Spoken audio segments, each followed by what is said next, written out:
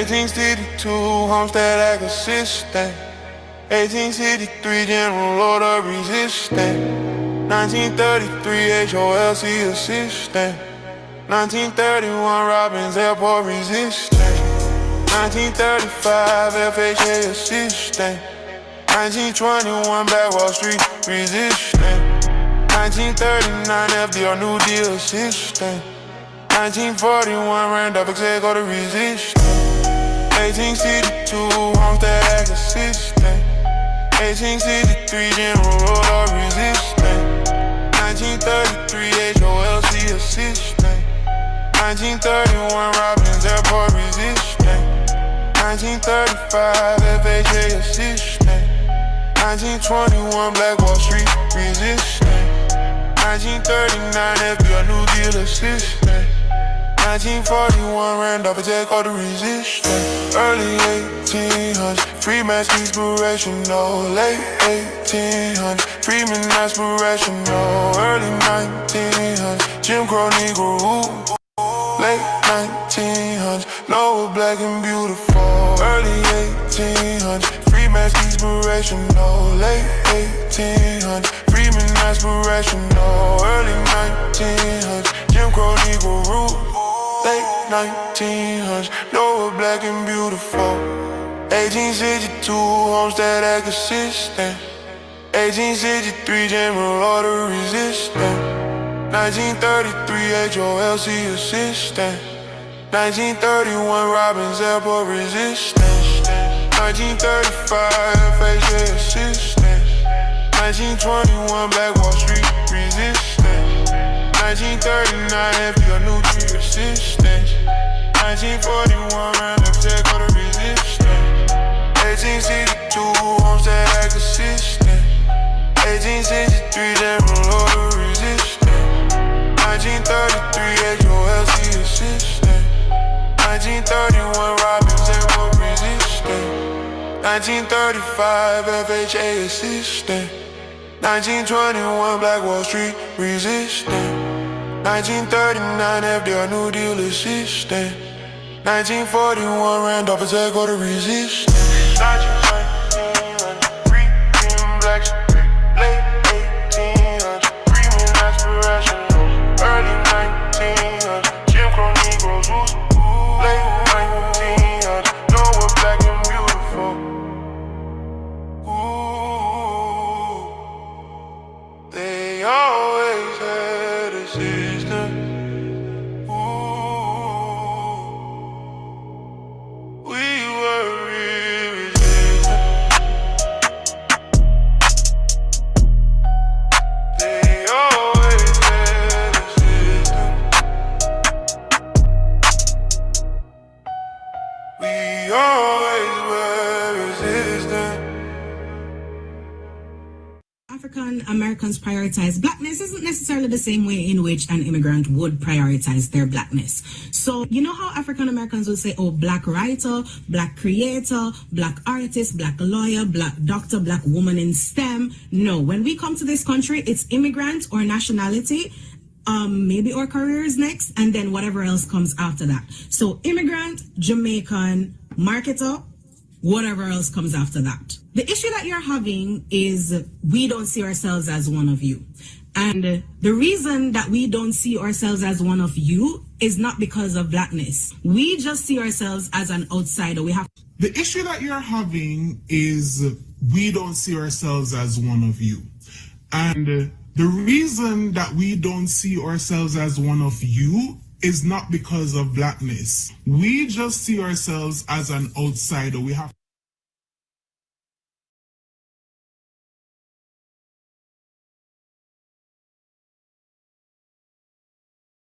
This political theater may have a lot of opportunities for television and such, but it doesn't get the job done of fighting crime. It is shameful. You don't run and hide if you're proud of what you're doing. That's what ICE is doing. Illinois is going to use every lever at our disposal to resist this power grab and get Noam's thugs the hell out of Chicago. They told us that this was about the worst of the worst. In reality, they are going after anyone who objects to families being ripped apart and community members being disappeared.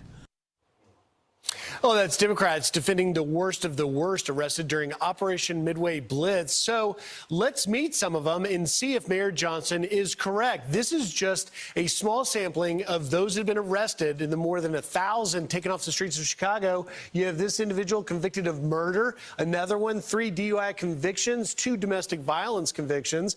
This individual from Mexico convicted of DUI and arrested for terroristic threats. The list continues. This Austrian illegal violent criminal convicted of sex offender, convicted of sexually assaulting a family member under the age of 6. Another convicted of armed carjacking Under the age and of robbery. 6, that's wild. You've got convicted of battery and domestic violence. By the way, are you listening, Mayor Johnson? None of this sounds like innocent individuals who are here illegally committing these violent crimes. It continues. This is convicted of a wild. sexual assault of a child. Defending these This folks. individual from Mexico convicted of weapons offense and concealing a homicide death, arrested for sexual assault of a child, domestic battery, and last but not least, you have an individual convicted of multiple counts of domestic battery and strangulation. Joining us now is former ICE Director and Federal Prosecutor Jonathan Fahey. Jonathan, we wanted to lay that list out because it's clearly not the case when we hear Mayor Johnson and Governor Pritzker saying that innocent people are being disappeared. These are violent, convicted illegal alien criminals. Yes, and the worst part about it is Governor Pritzker and Mayor Johnson have done everything in their power to keep those people in the United States, which is totally shameful. And that clip you played earlier, Senator Durbin talking about political theater or whatever, this has been the greatest political theater that these Democrats have ever had the opportunity to get involved in.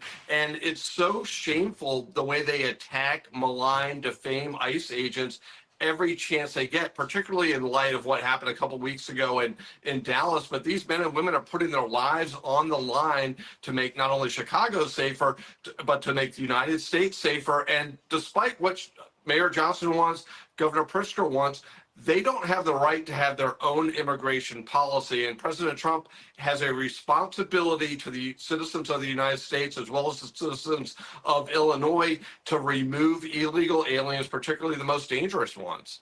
You said something important there, Jonathan, about a state wanting to have their own immigration policies. This is the fundamental problem with sanctuary cities. Their own policy. That's wild. Do want to have their sanctuary immigration policies that protect violent criminals, illegal alien criminals, to run loose. But for the life of me, this is... What is the obsession with keeping dangerous folks around us? Because you know that's where they at. What is the obsession, man? What's the obsession?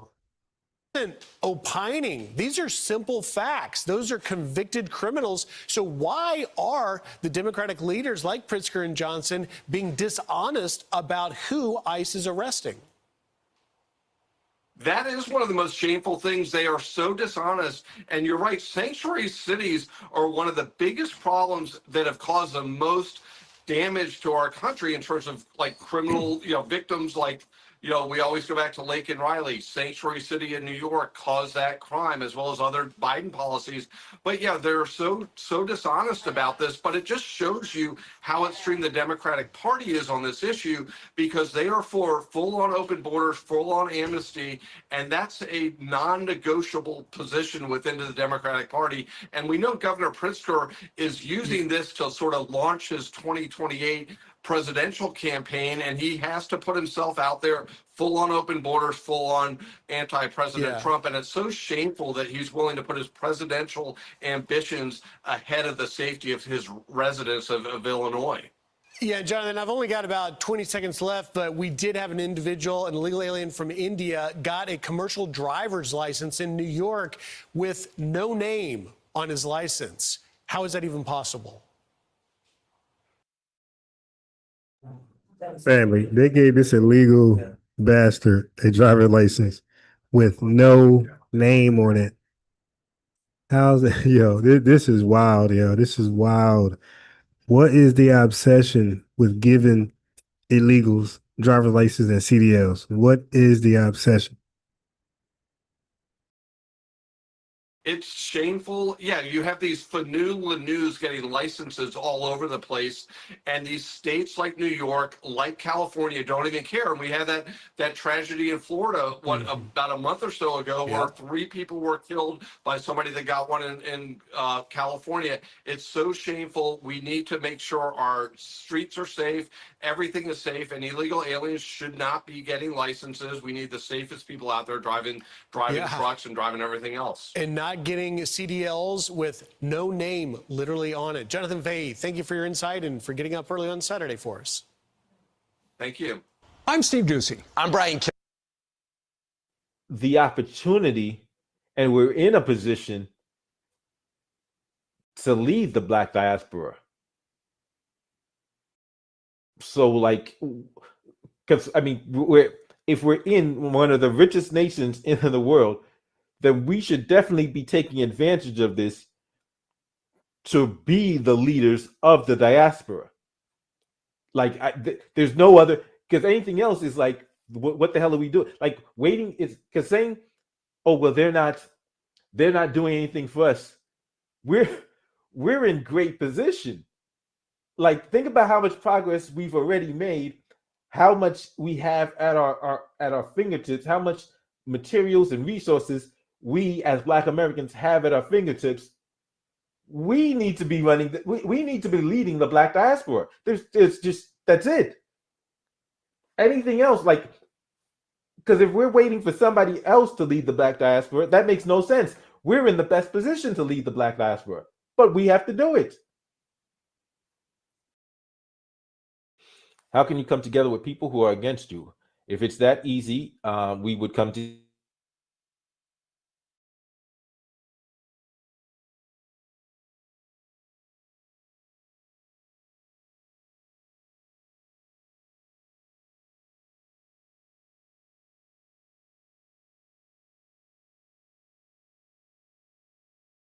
Am I back? Am I back? How do you come together with people who are against you? If it's that easy, we would come together with white people. Mr. Hey, my hypothesis is that they're not against us. My hypothesis is that this is the process, this enmity that exists between Black Americans, Africans, and Caribbeans is the product of miscommunication. Point blank, period. We need to communicate. We need to actually be talking to each other. We need to. No, we don't. Okay, we don't. And nobody can prove the benefit that we will receive from doing that. There's no way to benefit, because it's not miscommunication. It's people coming over here disrespectful, have a whole world view about us that's completely wrong, and it's white supremacist, is borrowed from white supremacy. Nobody would deny that. Nobody will deny that. Their world view perspective of us is something they got from white supremacy. Nobody would deny that. So it's like, so then why are you saying miscommunication? That's it. Yeah. So when you come with that world view and you're dark, we're going to cook you. They say there's no miscommunication. People just disrespectful, and they think we still need to be friends after that disrespect. It's like, nah, y'all keep it moving. We're gonna do us, and that's it. All right. So now here's I forgot what he is, Brother Reggie. I think somebody said he was Libyan. I'm not sure. But let's hear. He's been a FBA hater for a while now. Really, he's really not even hating of FBA. He just so jealous of Tariq Nasheed that it extends the hate to FBAs. Wild. Very, very wild. Okay. Where is my stop making my Cash App tag disappear, you weird thingy you. And I can't see. There we go. Yeah, so when you get a chance, family, go ahead and donate. First of all, like the video. That's the best way to donate. second and third super chat, hit the cash app, definitely helping me with my expenses at this expensive spot. But it's the best spot around. Like I'm in the predominant Spanish area. Anything less than this diner is going to be filled with Spanish people. So the better quality places, for some reason, they don't show up. So that's why I've been here all the time, mostly. But one day I'm gonna show how it looks. It's very spacious in here, but it's a little pricey. So any cash app donation, $1 or $2 is gonna help out because I'm here every day. I'm here every time I go live in a day. I'm here like 9 times out of 10, and it's starting to catch up on the pockets. All right, now let's get to this hater. Your family are called Freedmen. Is that correct? That's correct.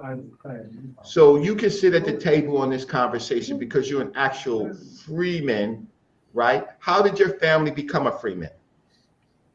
All right, so the brother on the right is claiming to be a freedman, I guess, from like the indigenous side.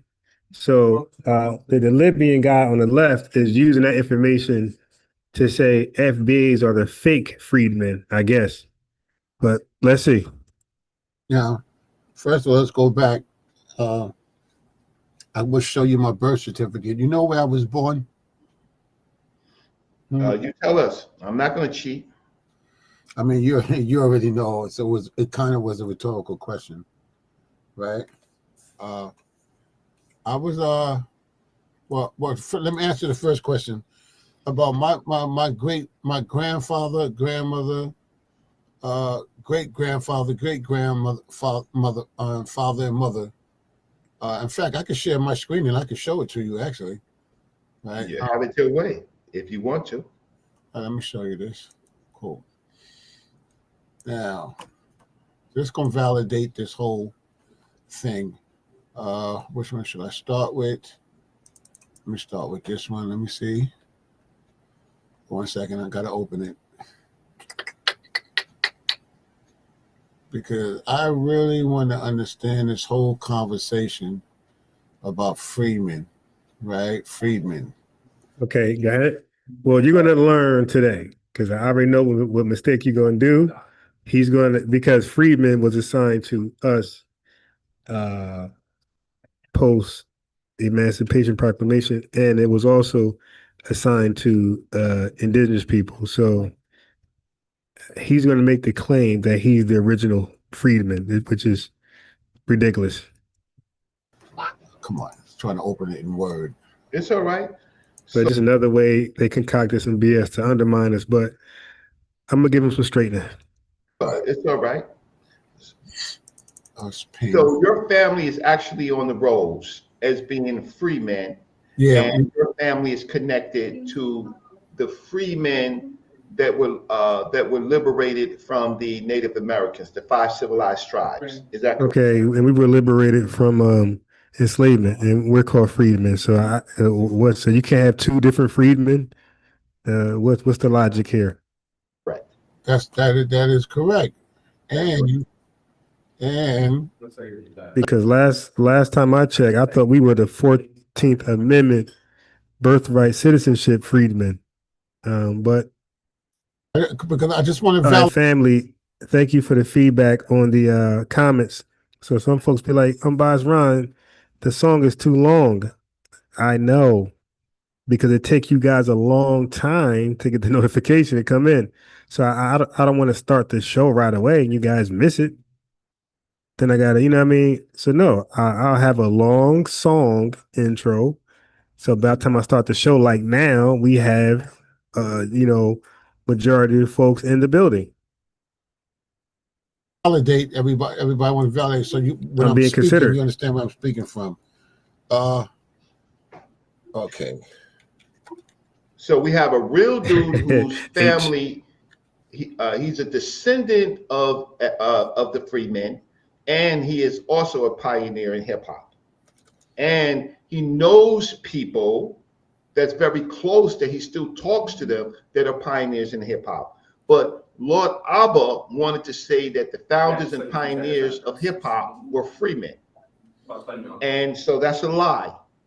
They were not freemen. And that's a lie. He lied to you, right?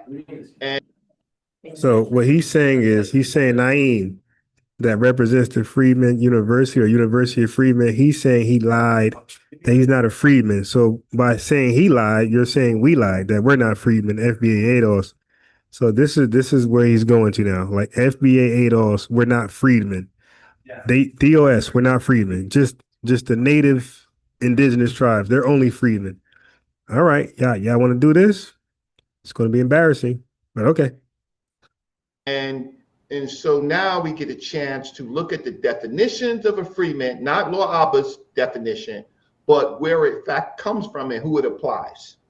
So yeah, that's something that you really gotta go into. So anyway, I don't know why it's taking so long to open in Word. Anyway, family, this reach is going to be so embarrassing, and this is why the Libyan dude on the left struggle streams. Like, he literally struggle streams. He's on everybody live, talking and just ruining everybody live. When he approaches, nobody likes him, and everybody get the least views they're ever going to have when he's on that panel. So he's struggle streaming. Like, he's begging everybody to be a part of their podcast.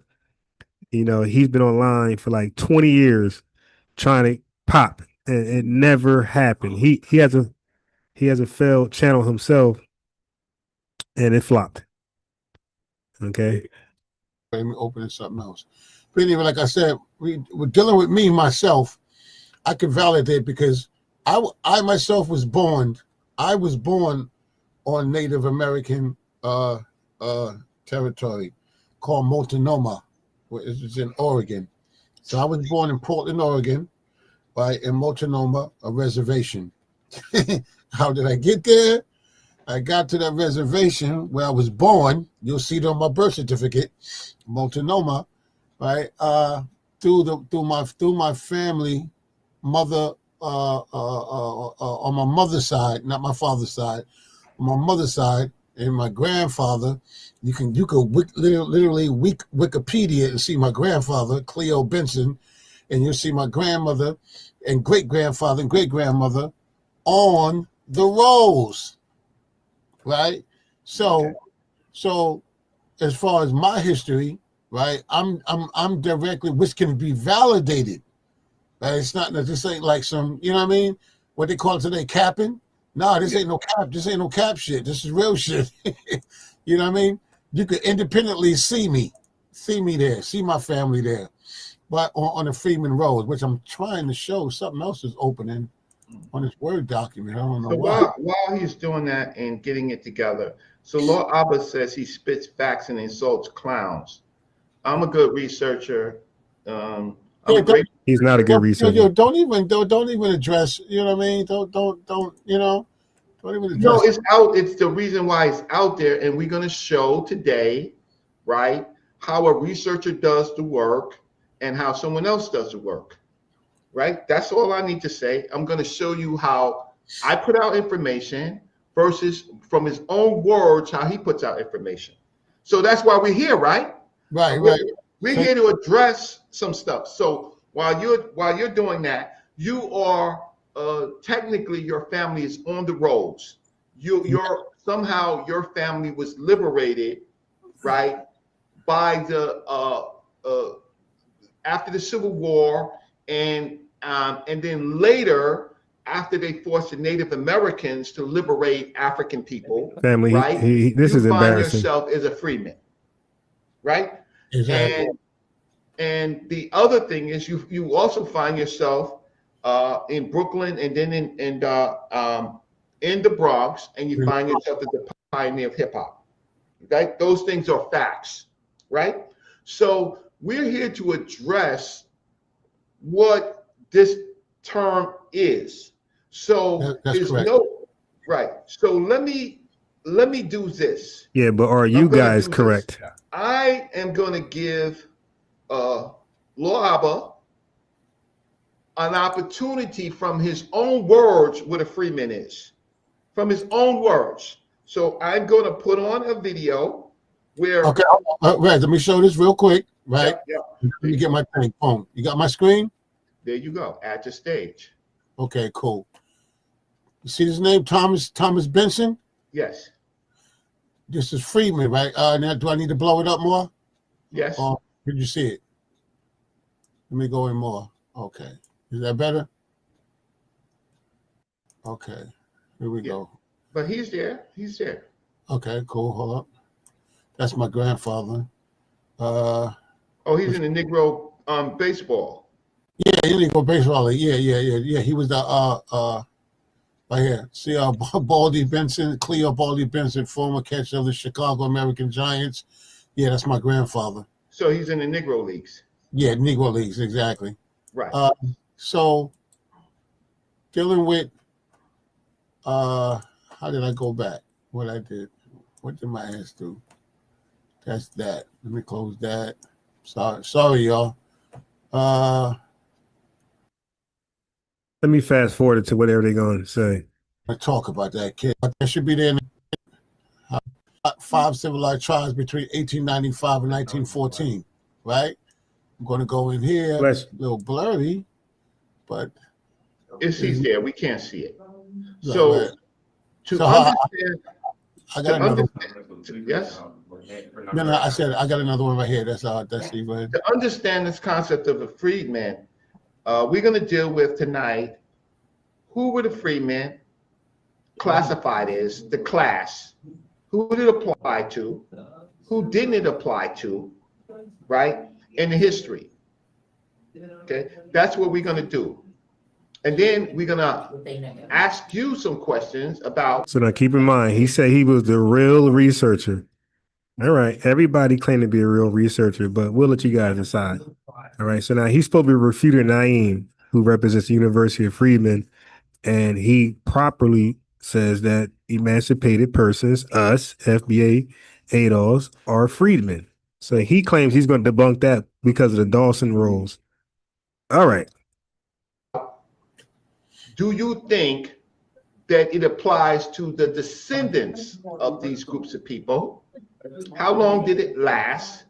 Is it a term that our people should use based on the other terms that we have been using in history? So we're going to ask you those questions. But anyway, go ahead. Okay, so I'm just trying. I want to validate. I just want to validate this stuff first. That's all I want to do. Validate before we go further. For anybody who's watching. Okay, can you see my screen? Yes, I can. Cool. This is also on my ancestry thing here. U.S. Native. See the name I told you again right here? Yes. Thomas Benson. Yes. But not the document, Thomas Benson, right? Which validates the other one I just showed you. Then I'm going to show you more where I actually got the forms of my grandmother and grandfather names on the rolls. And it's also been verified by the Choctaw, right? So I've been in contact with the Choctaw nation, and yeah, they verified it. So that's true. So now when we talk about freedmen, let's unpack what is the freedman, like you just said, and who it applies to. Okay, so what I want to do is I want to put on Lord Abba's statement on the freedmen, right? If I may. So let's put on what he said about the freedmen, right? And let's continue. Okay, so let's play. Why? So I want to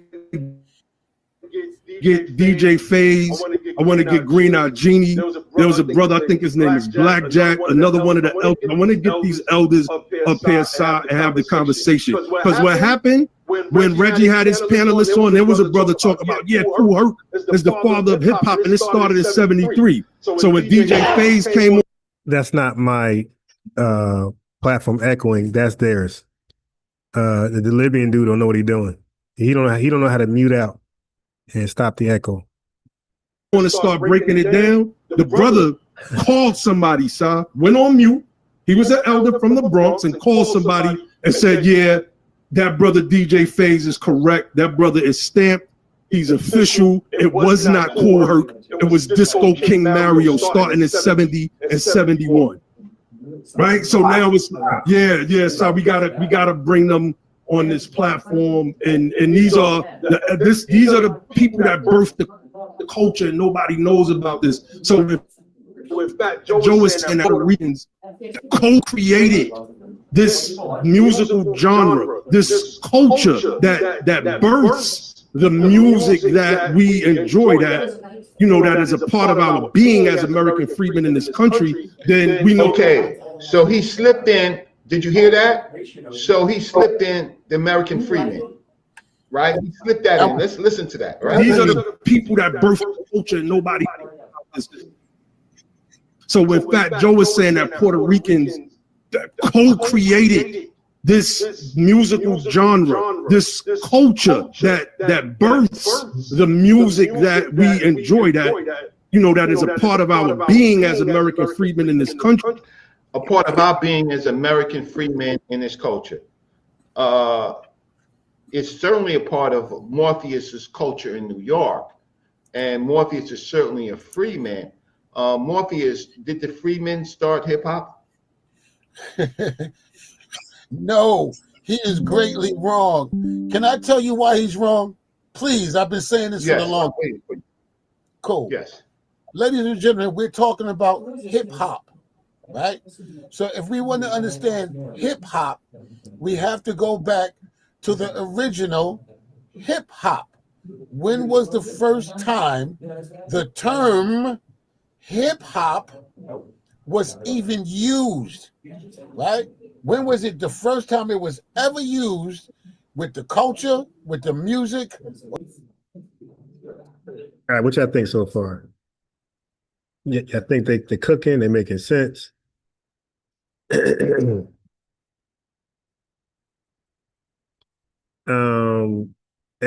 Convo. Why are you talking about somebody else live while I'm live, man?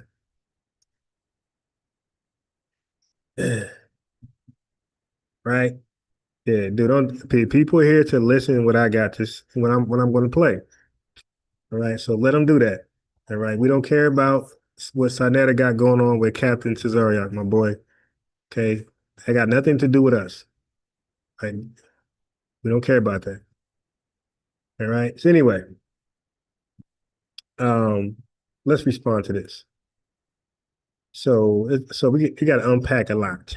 Okay, so the dude on the right was he says family, they're real freedmen, and they're from the 5 civilized tribes, right? And because of that, he said Naeem Lord Abba, who says he's a freedman, and he is. He said he lied. He said Naeem lied about being a freedman because freedmen were not connected to U.S. slavery.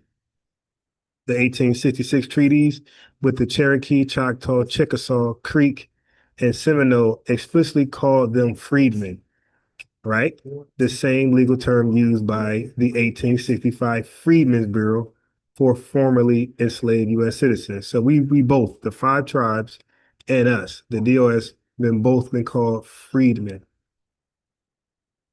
So brother Reggie and the dude on the right, the Libyan dude on the left and the dude on the right, they want to attempt to gatekeep the word freedman. Okay, so just keep in mind, freedman equals federal class. Freedman does not or is not limited to a tribal club. All right, that's first and foremost. Freedmen only meant the Indians, ex-slaves, not U.S. blacks. That's their claim. So they said freedmen only meant the Indians, ex-slaves, not U.S. blacks. That's completely bogus, garbage, and flawed. And he's supposed to be a great researcher. The Freedmen's Bureau Act of 1865 covered all formerly enslaved persons under U.S. jurisdiction. Native treaties simply added a regional clause. See the difference here in research? Okay. So he's acting like the word freedman needed a passport to cross state lines. All right. So it's Freedmen Bureau Act, not tribal treaties. Okay. Where we at? Let's go further. The term freedman was created by white people to dehumanize us. They saw us as beasts. That's the claim. So they're trying to undermine the term freedman. They're just making shit up. Freedman was an official legal designation for citizenship transition. The 1868 Freedmen's Affairs reports use it to establish civil rights, not insult. 1868 Freedmen's Affairs reports use it to establish civil rights, not used to establish as an insult. So the bureau that built 1,000 schools was calling us beasts, right, Reggie? Right after they legalized our marriages and land claims, right, Libyan guy? Okay, so that's fake news. So it's facts over feelings. Freedmen is our legal status, ours and the 5 civilized tribes. They said not all black people were freedmen. So this is another Libyan claim. Not all black people were freedmen. So the term doesn't apply to all descendants today. Look, family, they doing all of this for what?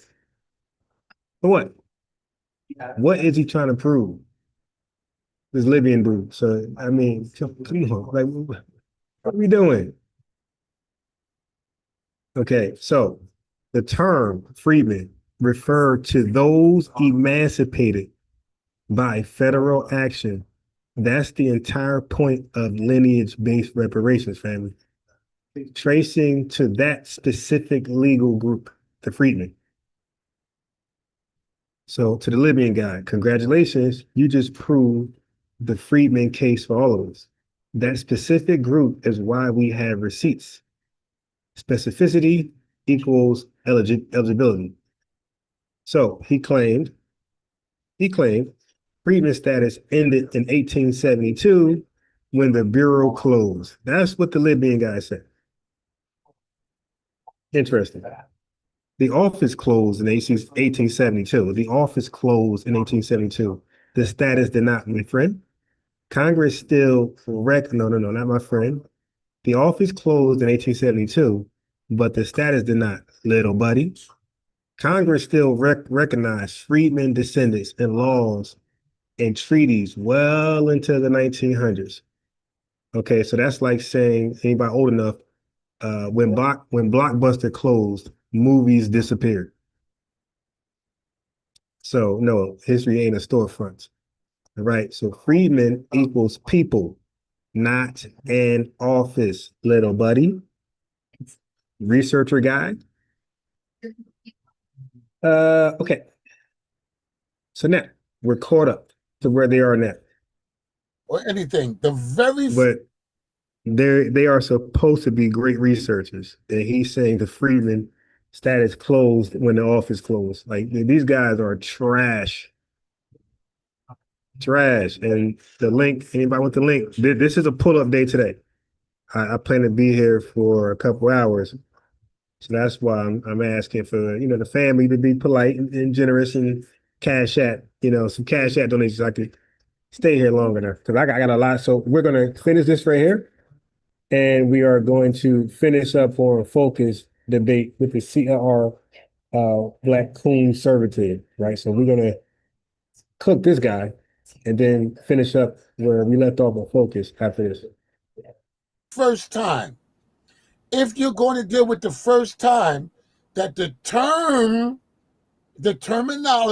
the name hip-hop was ever adequated to the music and the culture was cowboy from Grandmaster Flash and the Furious Five. Cowboy was the first one to use that term, which he got from the military. When he was in the army, and it was in army, yeah. When he was in the army, and when he was in a boot camp, and the drill sergeant would have them marching, and it was going hip hop, hip hop, hip hop. So when Cowboy got out the army and came back to the hood, and got on the mic, he was the first one to ever use that term on the microphone, right? So prior to that, nobody said hip hop. That's very important. Think about what I'm saying. That's the first time. That's day one. That's day one. That's day one. That's Now, day one. What I'm saying by that is this. Prior to that, and he did that in 1978. That was 1978. So before 1978, right? There was DJs playing music. So these same clowns who are against FBA Adolf Freedmen, obviously they are arguing that hip hop was exclusively invented by FBA Adolf Freedmen. All right. So they're just anti us. But it's all good. It's all good. Music. There was people rapping. They was doing all that, but it wasn't called hip hop. It wasn't called hip hop. It actually really had no name, really, but it wasn't called hip hop. So if you're going to talk about hip hop, you have to go back to when the first Did time. he call himself a Freeman? No. Okay, not so at he all. didn't call. So let me move on more. That's the point that I'm getting. He created hip hop. That's the term of the genre at that time. And second of all, he nor anybody that I know called themselves in the Bronx Freemen. But never. Okay, so now we're going to get to this term Freeman, but let's go listen to him when he had an opportunity to tell everybody what a Freeman is. Let's listen. Then we know that that's just false. Just because a few Puerto Ricans may have been there, and they may have even jumped on a record or two at the time, to say that they are co-creators is just wrong. Puerto Ricans wasn't even into the type of music that we were into back in the days. They wasn't bumping James Brown. They wasn't listening to Pigmeat Markham records where he's rapping. When you listen to the elders, they'll tell you that. You said what? I said he got this shit all messed up. So I want to comment. Right. He shouldn't be talking. So he's just listening to somebody and regurgitating. So let's see what he's also doing. Now, there are Puerto Ricans, but then there are people who definitely call themselves Afro-Puerto Ricans. So we have a very famous Afro-Puerto Rican. His name is Arturo Schomburg. The premier research center of Black history and culture is named after a collection of Arturo Schomburg, an Afro-Puerto Rican, meaning his line, his lineage goes back to Black Puerto Ricans and African Puerto Ricans, and he began collecting, right, in the 1910s, the 1920s, and he gave his collection to the New York Public Library. Now, that has nothing to do with hip-hop, but his collection dealt with what was happening in the Black world, which dealt with Africa, dealt with the Caribbean, right? Dealt with in the Americas, right? So there is a fusion of peopling where the slave ship dropped you off, right? Okay, so what he's doing now is he's trying to say who is the origins of hip hop, and he said the Freemen. Then he's just quickly oversimplifying and disqualifying people, right? We're gonna listen to some more, right? But remember, I don't even need to hear no more of this shit. He's calling himself a Freeman. He's trying to connect some term in the Civil War, after the Civil War, with our people. But it was Pigmeat Markham, and what they call snapping out there in the Bronx. All right, we called it cracking. Some people called it. And I think that you got the Makins created hip hop, sir. Yeah, but so by the way, the dude that's hating, he had hella dialogues with Naeem, Lord Abba, and he always did horrible versus him. But he always got cooked. So that's why he would rather. And every time he called for Naeem pulled up every time. All the time. Matter of fact, he especially on hip hop, he got cooked by Naeem and DJ FaZe, and he unlisted the video. You cannot find the video. I'm like, I spoke to Naeem on the phone with Unc, and I point that out. I said, bro, you have to record your own copy, bro. Yeah, like these guys are very disingenuous. You got to record your own copy. Mr. Rhymes said that's out on a pair of Timbs and some baggy jeans and a leather in your hat to the. They not rocking that. So he's using hip hop to disqualify groups of people because he's acting as if he was a part of it. He's all over the place. And he's saying our culture, right? But he's not from the Bronx. But he's disqualifying all of these people, but he's not at the table. He don't have a seat at the table. Let's go. They're not rocking that in Nigeria. The people that wear native clothes over there, they're going to either look like Europeans or Native Africans or what Jamaicans was wearing before they got acculturated in American freedmen culture. Okay, so now he does it again.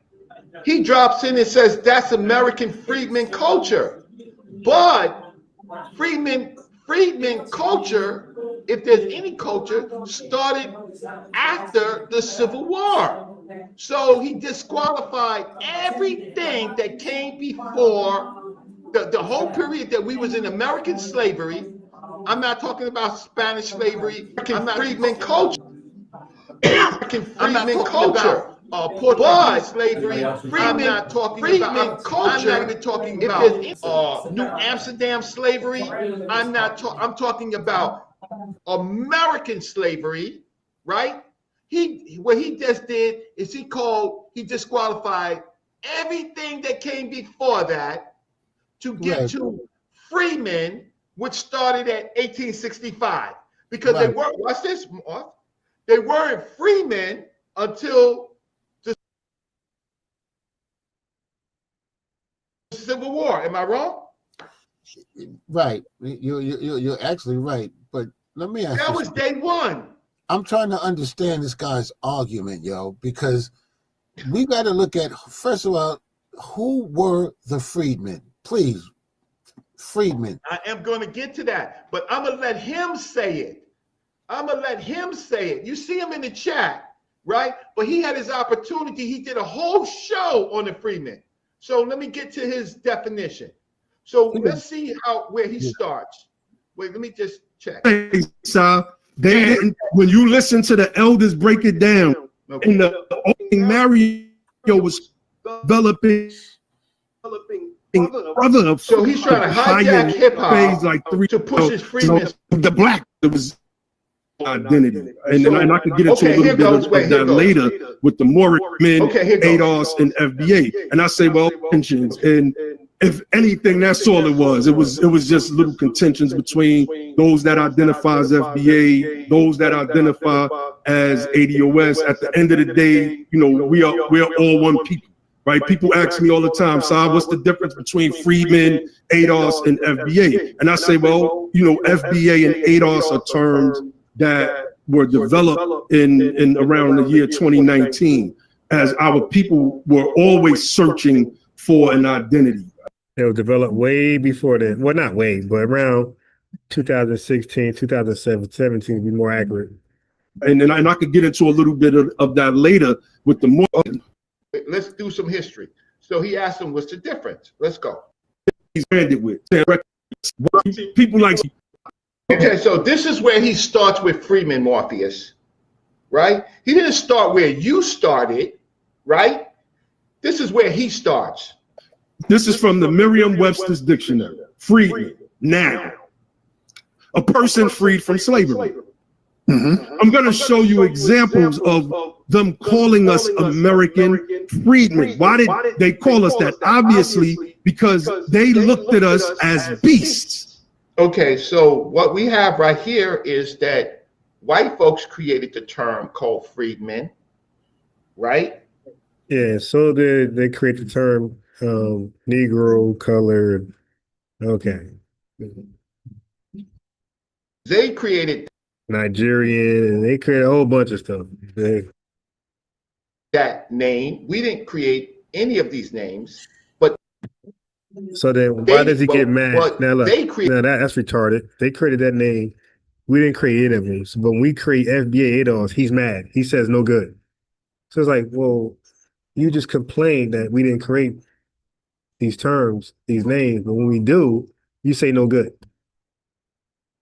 Created those names. Then he says it means those freed from slavery. So people like bad thinking and bad scholarship doesn't understand that this term came in after the Civil War, but if he was smart, he would know that blacks were being freed in certain states. There were free states. There was New York there was Boston, there was Connecticut, there was Yeah, but you're not smart because those people did not have rights a white man's bound to respect. So they were not freed. Massachusetts, right? Other areas of New England. So African people were being freed in states that allowed, that canceled slavery. So that doesn't apply to all of our people, Morpheus. Does freedmen status apply to all of our people from what I said? You ready for this, Reg? Yeah, I'm ready for it. I'm going to echo what you said. This is going to kill the whole thing. Ready? Yes. Are you ready? Right. Share my screen. Ladies and gentlemen, please pay attention to this. Can you see my screen? Yes. We're looking at freedmen. The Native American freedmen, specifically in the context of the 5 civilized... Wait. What the hell did he just type in there? And what website is that?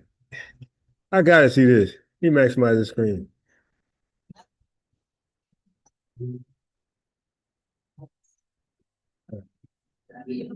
Wait. No, hold on. I gotta see what he asked.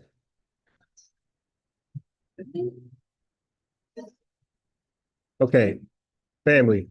He put, what is a free man? Listen, let me expand it. And that's why you have to listen to and watch these guys. They're all liars. Look at this. That don't say freedmen. That says what is a free man?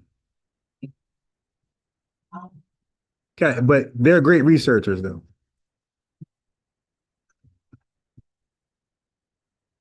Yeah, what website is that?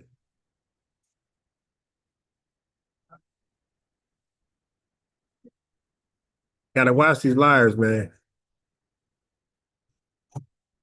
Oh, yeah, how did that? Oh, okay.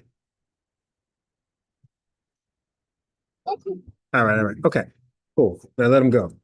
Tribes, Cherokee, Chickasaw, Choctaw, Muscogee, Creek, and Seminole were formerly enslaved African Americans who were emancipated after the Civil War.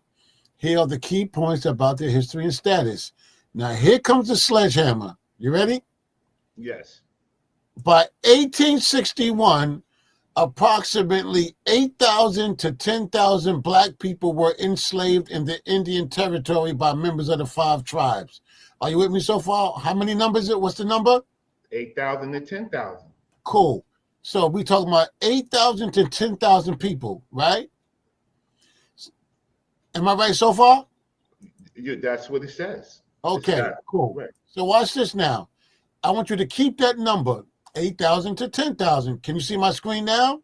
Yes. In 1861, there was approximately 3,953,760 enslaved African Americans in the United States. Let's go back again. We just said it was 8,000 and 10,000. So when you're talking freedmen, you're talking this number. All right. So I don't know what voodoo he's trying to do, but this is how you research correctly. The main difference is that the U.S. freedmen refers to formerly enslaved people within the U.S. states and was supported by federal agencies like the Freedmen's Bureau. So you got U.S. freedmen, formerly enslaved. Then you have 5 tribes freedmen. That refers specifically to formerly enslaved people held by who? Cherokee, Choctaw, Chickasaw, Creek, and Seminole nations. Okay? It's about who's enslaving you. Okay, now the 1866 treaties promised both groups. Okay, hold up now. 1866 treaties promised both groups civil rights. So both are being called freedmen. Freedmen. Both are being called freedmen. So there's no, I'm a real freedman, you're not, or you're Johnny come lately. Both groups are being called freedmen. But while U.S. freedmen received federal support, five tribes freedmen often faced discrimination and were denied or limited in their tribal citizenship and rights, and struggle that continues today. Okay, so U.S. freedmen, they want to define stuff. U.S. freedmen formerly enslaved people within the United States.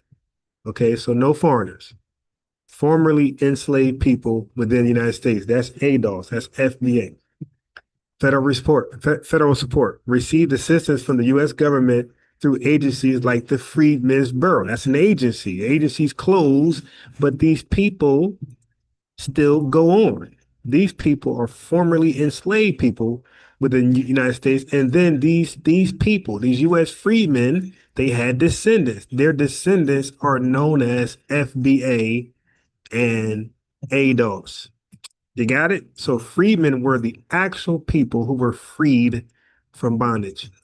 But when they had descendants, their descendants are called FBA ADOS. Okay. So the agencies like the Freedmen's Bureau provided food, housing, medical aid, and education. Settlement. The Bureau attempted to help settle former slaves on land confiscated or abandoned during the Civil War. What about the five tribes? Let's get there. Five tribes, freedmen.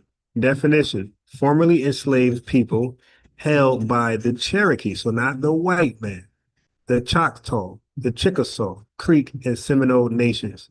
Treaty rights. After the Civil War, the 1866 treaties with each of the five tribes abolished slavery and promised citizenship and equal rights to freedmen and their descendants. Despite the treaties, many of the five tribes have historically denied or limited tribal citizenship and rights to their freedmen, a situation that persists today for some tribes. Land allotments like Sarah Rector. Many, you could go in my archives and look it up. Go look at my video upload, you'll see Sarah Rector. She had a land allotment. She was a enslaved person from freedmen. I'm sorry, she was a freedman, formerly enslaved from the five tribes. Okay, so many five tribes, freedmen.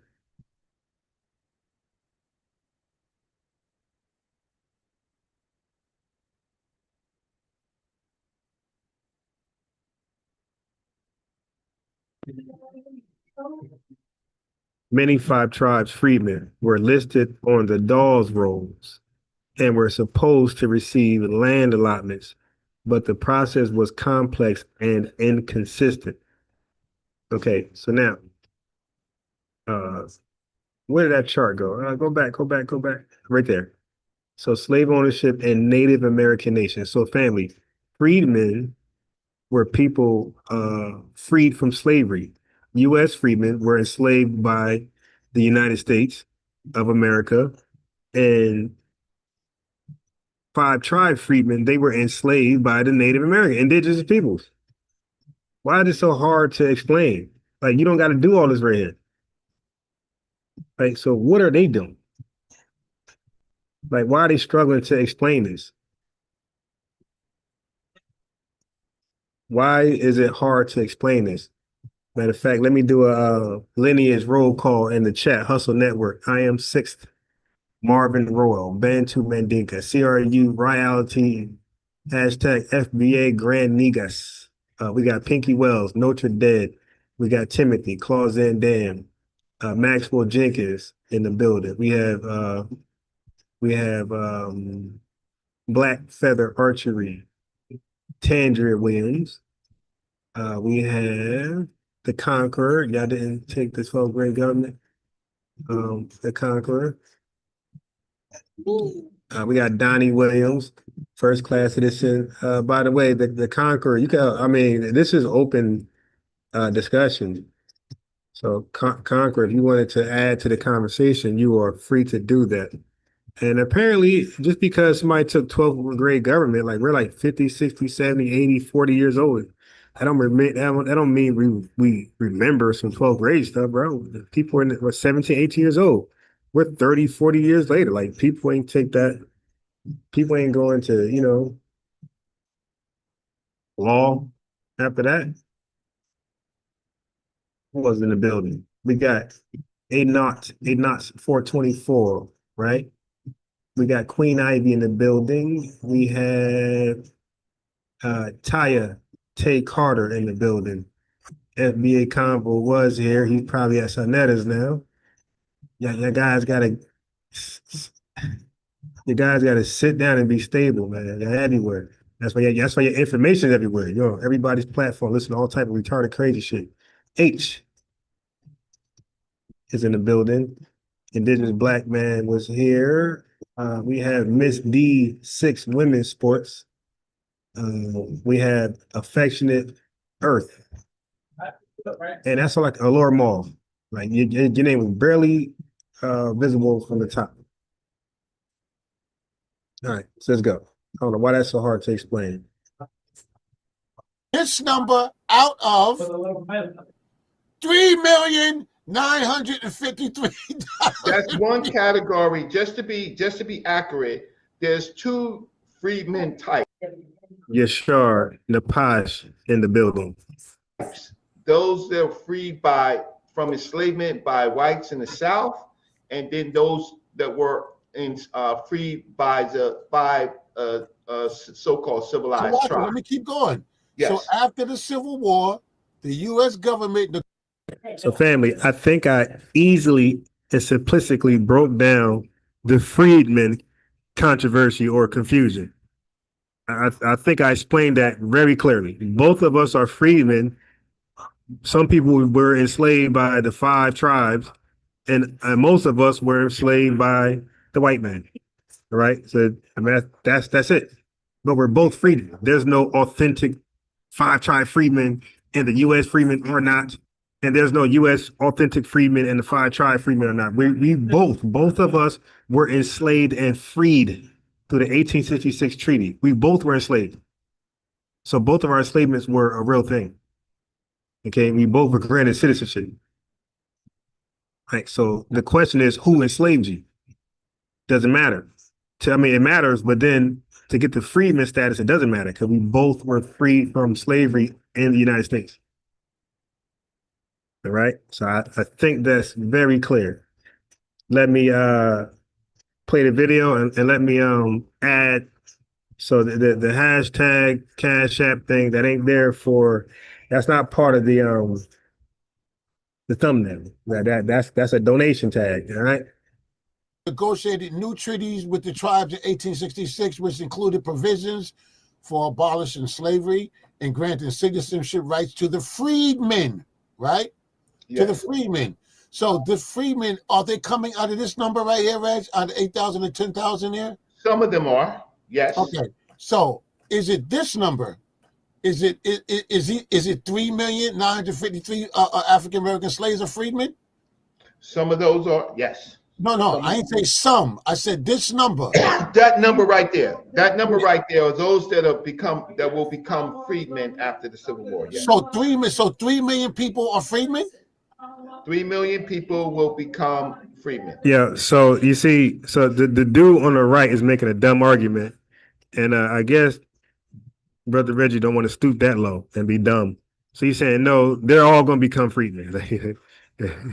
I mean, yeah, they're going to be emancipated, man. Like they're going to gain 14th Amendment birthright citizenship. Like what's going on here? Mm-hmm. No, that's not what they're saying. Listen.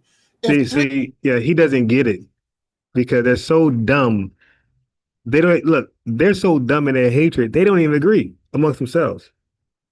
So like this wasn't well formatted. Like this discussion is gonna have, you want to like make sure y'all agree on your hatred. Yeah, misinformation. 3 million not in the country in 1861. This is how many enslaved African people is in the United States. This is the number, right? Right. That's 2% of the total population of the country, right? So out of these 3 million, right, are these 3 million people freedmen?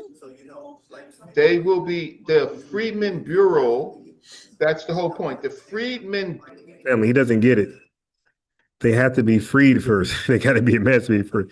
He's too dumb to understand that. But he's too busy trying to be disingenuous and cause confusion that he's lost. He's trying to be too smart. And he messed up. Obviously, his own boy is like, yo, you got it wrong. Your conclusion is goofy. It's wrong. Bureau will service those people after emancipation. Okay. Right. So they're not emancipated yet. My God, why is it so hard to put in your brain, man? What the hell's going on? So this number here, 8,000 and 10,000. What is this number right here, Reg? 8,000, 10,000 black people. That is the ones that were enslaved by the Native Americans. Right. So when we get this term freedmen, is this being applied to this 8,000 and 10,000 people, or is the freedmen, right, this number? Both. Family. That's why they got to check in, man. I'm going to start, we're going to start doing that, the check-in thing on the righteous way. Like they got to check in with FBA News and Updates before they get out here making a fool of themselves. They got to check in. So they're ops. Ops got to check in. Family got to tap in. So family, you tap in while the ops checking. That's what I'm asking. Both numbers. Both numbers. See, dude, you messed up, dude. It's a wrap. It's a wrap. You messed up. So one deals with only those that were freed in the South. He's confused. And the Freedmen Bureau also deals later with those that were freed from the Native Americans.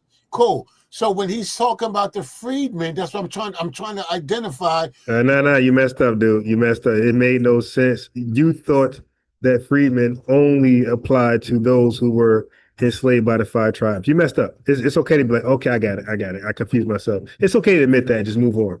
But he's going to stick to his guns to try to make it make sense when his own man is like, nah, dude, I'm tripping.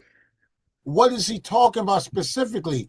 Is he saying the 3 million people, or he's referring to those who was on native native territory? That's the problem. That's not the problem. So when he had the opportunity to talk about it, and I want to finish playing what he said, he didn't even tell the people this. So what he's trying to do is he's trying to hijack a term, right? So let me play the rest, and then you will see what he does.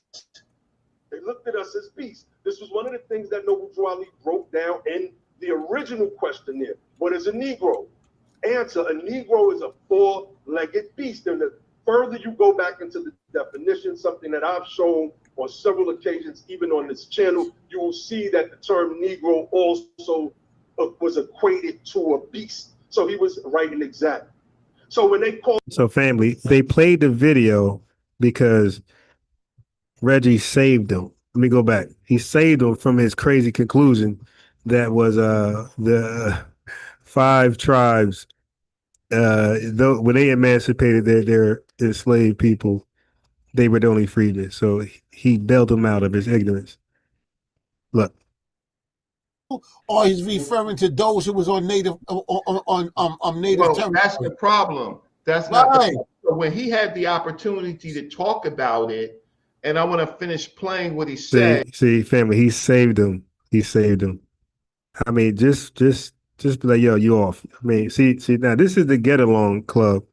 It's like, now over here, we don't do that. We don't save anybody. Like, we just be honest. Like, oh, nah, yeah, I seen that wrong. My fault. And we don't mind learning on the fly and in the moment. So it's okay. He didn't even tell the people this. So what he's trying to do is he's trying to hijack a term, right? So let me play the rest, and then you will see what he does. Still tripping, golden brown, One of the things double that R Noble Drew Ali realize, broke down in TV. the original questionnaire. What is a Negro? Fresh always. Answer: a Negro is a four-legged Very moist. beast. And the further you go back into the definition, something that I've shown on several occasions, even on this channel, you will see that the term Negro also was equated to a beast. So he was Fair right use. exact. Black, So when they called us Black American, free, blacks are not Okay, trying to so convert what he anybody does at is all. he doesn't go to a That part, historian. facts. He doesn't go to Benjamin Qualls. He doesn't go to Du Bois. He doesn't go to Booker T. Washington. He doesn't go to Gerald Horne. He doesn't go to Dr. John Henry Clark. He goes to Noble Drew Ali for knowledge, right? So, and with that comes a whole nother kind of religious views. So that's where he is, but let's finish. But I needed to say that. It says, okay, we know that these people are from Africa, or descendants from the people from that were taken, or well, sold by Africans to Europeans, just to be clear, because a lot of people get that wrong too. Okay, let's start now. Here's the hatred. Here goes the hatred right here. Watch this. Listen to this. Listen to this. Y'all missed it. But I'm gonna wait for Morpheus to come back on. Listen to this hatred, right? And oversimplification that he does. Because why? He's pulling it from his other teachings, right? Which he hasn't grown from. So listen to this, Morph.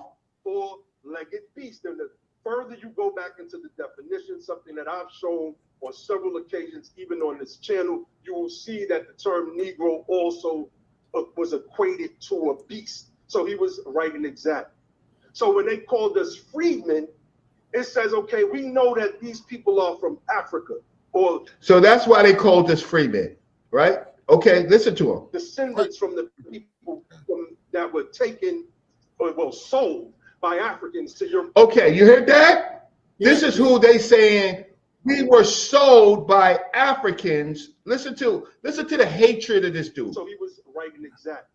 So Wait, so that's hatred to admit the obvious thing that no Pan-Africanists really want to admit? It's just dumb. So highlighting we were sold by Africans, he says that's hatred. But to deny his race, lineage-based reparations, that's love. That's not hatred. To say we not freedmen and lie like that, that ain't hatred. That's love, right? Yo, these guys love these weird Africans. I mean, more than they love themselves. To me, that's just crazy.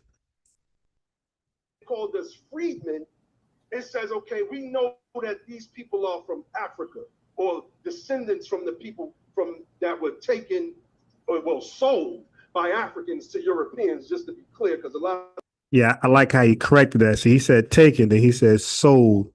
So Naeem is on point. He's aware, and he's going to explain why he had to clarify sold, because we know from over here, Africans want to absolve themselves from selling us. They want to act like Europeans just did it all, and they just were, unbeknownst to them. So I like the fact that he replaced taken with sold. these people are from Africa. Peace, Southern Breeze. Descendants from the people from that were taken, or well, sold. Yeah, they love being primitive. They love being stupid. And that's why we love exposing that. We love showing how dumb they are.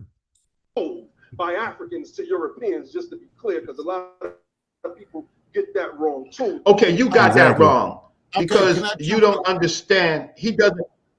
Yes. Let me jump in real quick, just real quick. Okay, so he said we got that wrong, that they sold us because we don't understand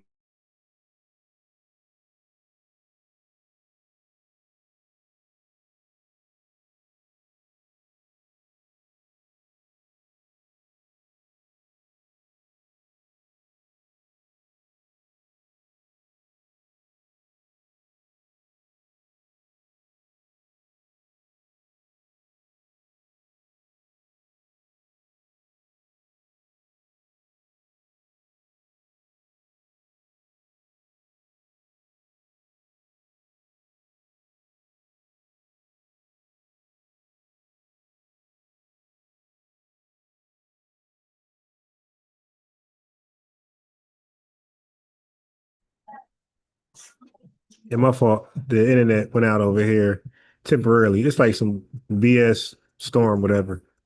All right, but let's get back to it. Let's get back to the stupidity of Pan-Africanism.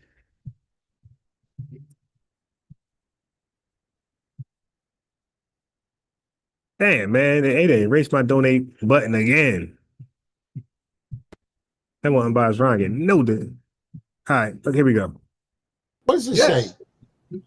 No, not real quick. With what he just got wrong too. Descendants from the people from that were taken or well sold by Africans to Europeans, just to be clear, because a lot of people get that wrong too. Okay, you got that wrong because can I you jump don't in? understand. He doesn't. Yes. Let me jump in real quick, just real quick, with what he just said, right? Share my screen again, please. Because I really want clarity on this, right? You got my screen again? What does it say? No, not all African Americans in the United States were called freedmen, right? That's correct. So if not all African, because he's saying all African Americans, right, were freemen. And it's telling you, no, not all African Americans in the United States were called freemen.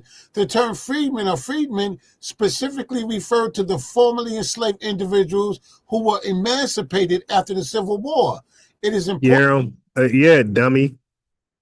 We're the descendants. We were not called freedmen. We were descendants.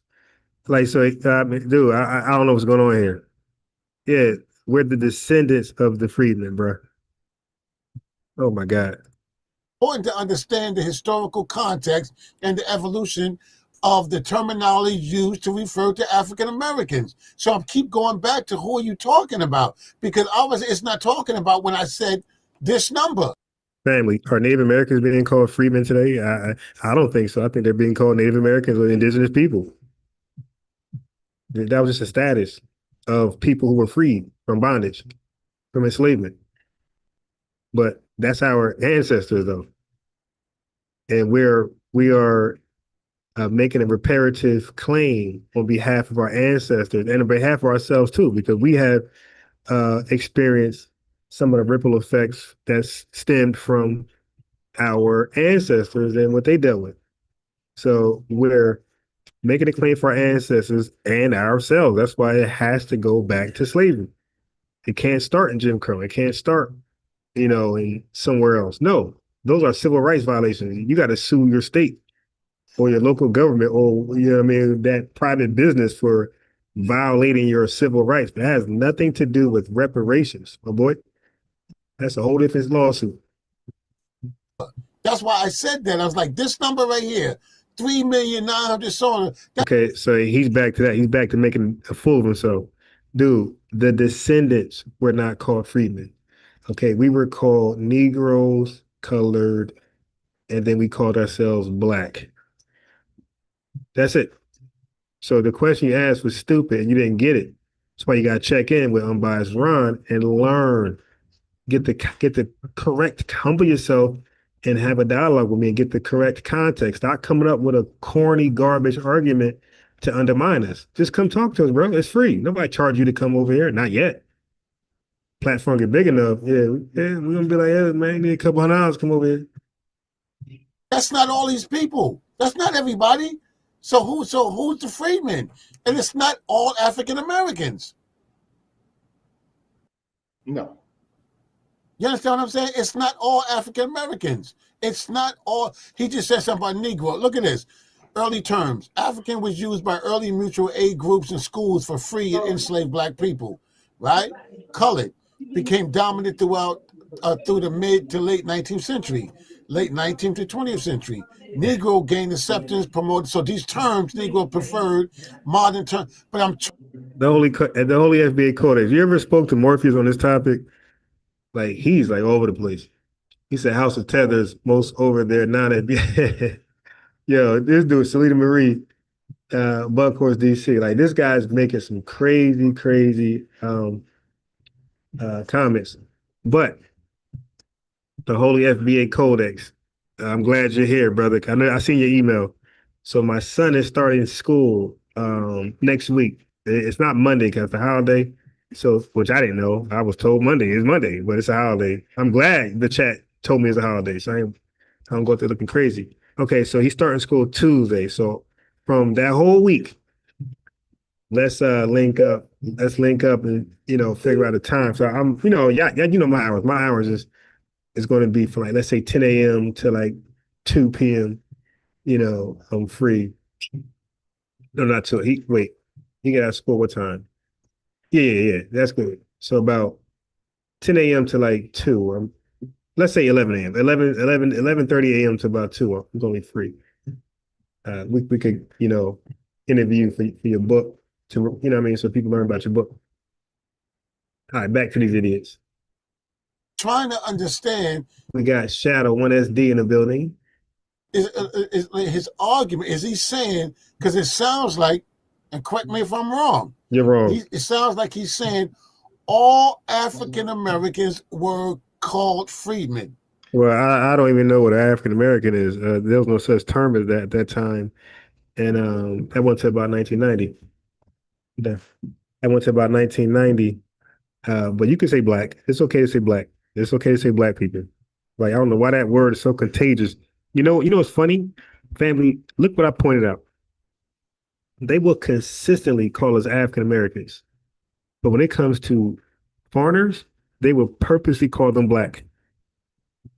If you look at these Pan-Africanist channels, look at their language, they will purposely call us African Americans deliberately. They would never call us black Americans unless it slip out. Come on, Dr. Maya, all of them. They'll say African American over and over and over. But when they refer to like foreigners, they will call them black. So they don't call us black. They call us African Americans, but they call the foreigners black. I had been peeped there like, yeah, wait a minute. How they black, but we're African American. We're not black. It's like just a confusion, family on purposefully confusion. Not working. That's what he's saying, and he doesn't understand that term only goes to those Africans that were enslaved and enslaved by the southern states and liberated after the Confederate War. Which is exactly what this is saying. And it only goes to those Africans that were liberated from the 5 civilized tribes. Go too far. Now there are other Africans who were never enslaved at that time period and has nothing to do with being free during this time period that he's talking about. Go ahead. Right, that's what I'm saying. This is. But our people don't understand this. See, our people don't understand it. So let me play the rest of it. Right? Let me play the rest of it. So he's wrong that the freedmen applies to all Africans because some of them were already free, right? And it does apply to the Africans that weren't liberated from the Native Americans. It does, but that doesn't mean it applies to all of us. But if y'all want to go for that, then listen. Which is exactly what I just showed. Huh? Say what? I said, which is exactly what we just read. What I showed. Yeah. That it doesn't apply to all African Americans. It doesn't. Then why should all African Americans call themselves freemen? That's my point. That's why you're on the show. Family, that is the dumbest. Let me rewind that. Listen, which is exactly what I did. But already free, right? And it does people don't understand it. So let me play the rest of it. Right. All right. So let's before you do that, let's catch up. Okay. So he says not all wait, let me see okay, so I'm gonna go back. I want to catch you up to what they're arguing now. This is so stupid. Okay. So not all black people were freedmen. So the term doesn't apply to all descendants today. All right. So the term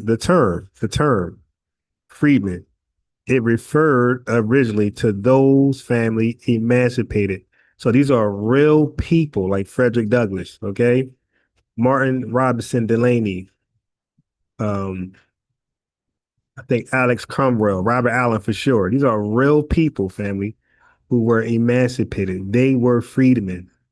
We were born free. We today, we were born free. We were born with 14th Amendment birthright citizenship because of our ancestors being emancipated. I don't know why this is so crazy. So again, that's the entire point of the lineage-based reparations. Okay, we're tracing our lineage to those people who were freed, emancipated, and called freedmen. The people who were enslaved by the U.S. Government and slave states, white people. That's our claim. And we're tracing our lineage to those ancestors, which we can do. All right. So again, freedman status ended in 1872. That's when the Freedmen Bureau closed. Right. So the office closed, the status did not. As I said earlier, Congress still recognized freedmen descendants. These guys are idiots. We never claimed to be the freedmen that were emancipated in 1865, 66. No. 68. No, we're their descendants. That's why we say ADOS. American descendants of slavery. See? The D stands for descendants. Okay. Oh boy. Then they said freedmen. Don't do that. Don't do that. Then they said freedmen doesn't include free blacks in the North. So it's divisive. That's what they said. Free Negroes and freedmen were different legal classes. Reparations require defining which harm was federal. Slavery and its descendants, not voluntary migration. Which harm was federal? So the Libyan, Reggie, is against lineage based and will rather us stay vague. And if we're vague, then we'll be unpaid. So we see you and your cohort. Okay. The Freedmen's Bureau, the brother Reggie and his Code D, they said the Freedmen's Bureau was a welfare program, not a legal institution. Okay.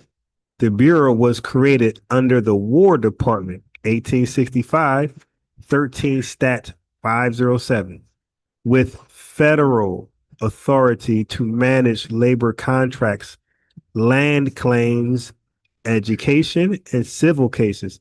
That's not welfare, my boy. That's federal civil administration. All right. So Freedmen Bureau equals federal civil rights agency. All right. So now he said reparations should be race-based and handled by states, not the feds. That's complete sabotage. Slavery was a federal crime. Federal crime protected under the Constitution until the 13th Amendment. Okay, so only Congress, and we learned from the Dred Scott case, only Congress could free us. Only Congress can remedy federal violations, not the states. States can't repay a federal debt. So family, when he say race-based reparations should be handled by states, he's completely 100% undermining us at that point. He's sabotaging our claim. Congress can repay us, not a damn state.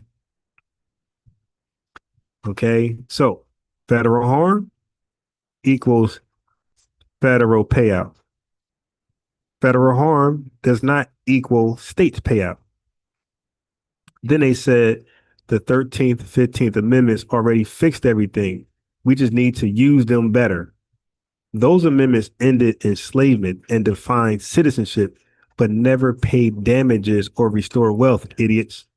That's why old boy came up with HR 40 and legal reparation bills that exist today. But Dr. Sandy Darity came behind the HR 40 bill and wrote it better because it was nothing. It was a nothing burger.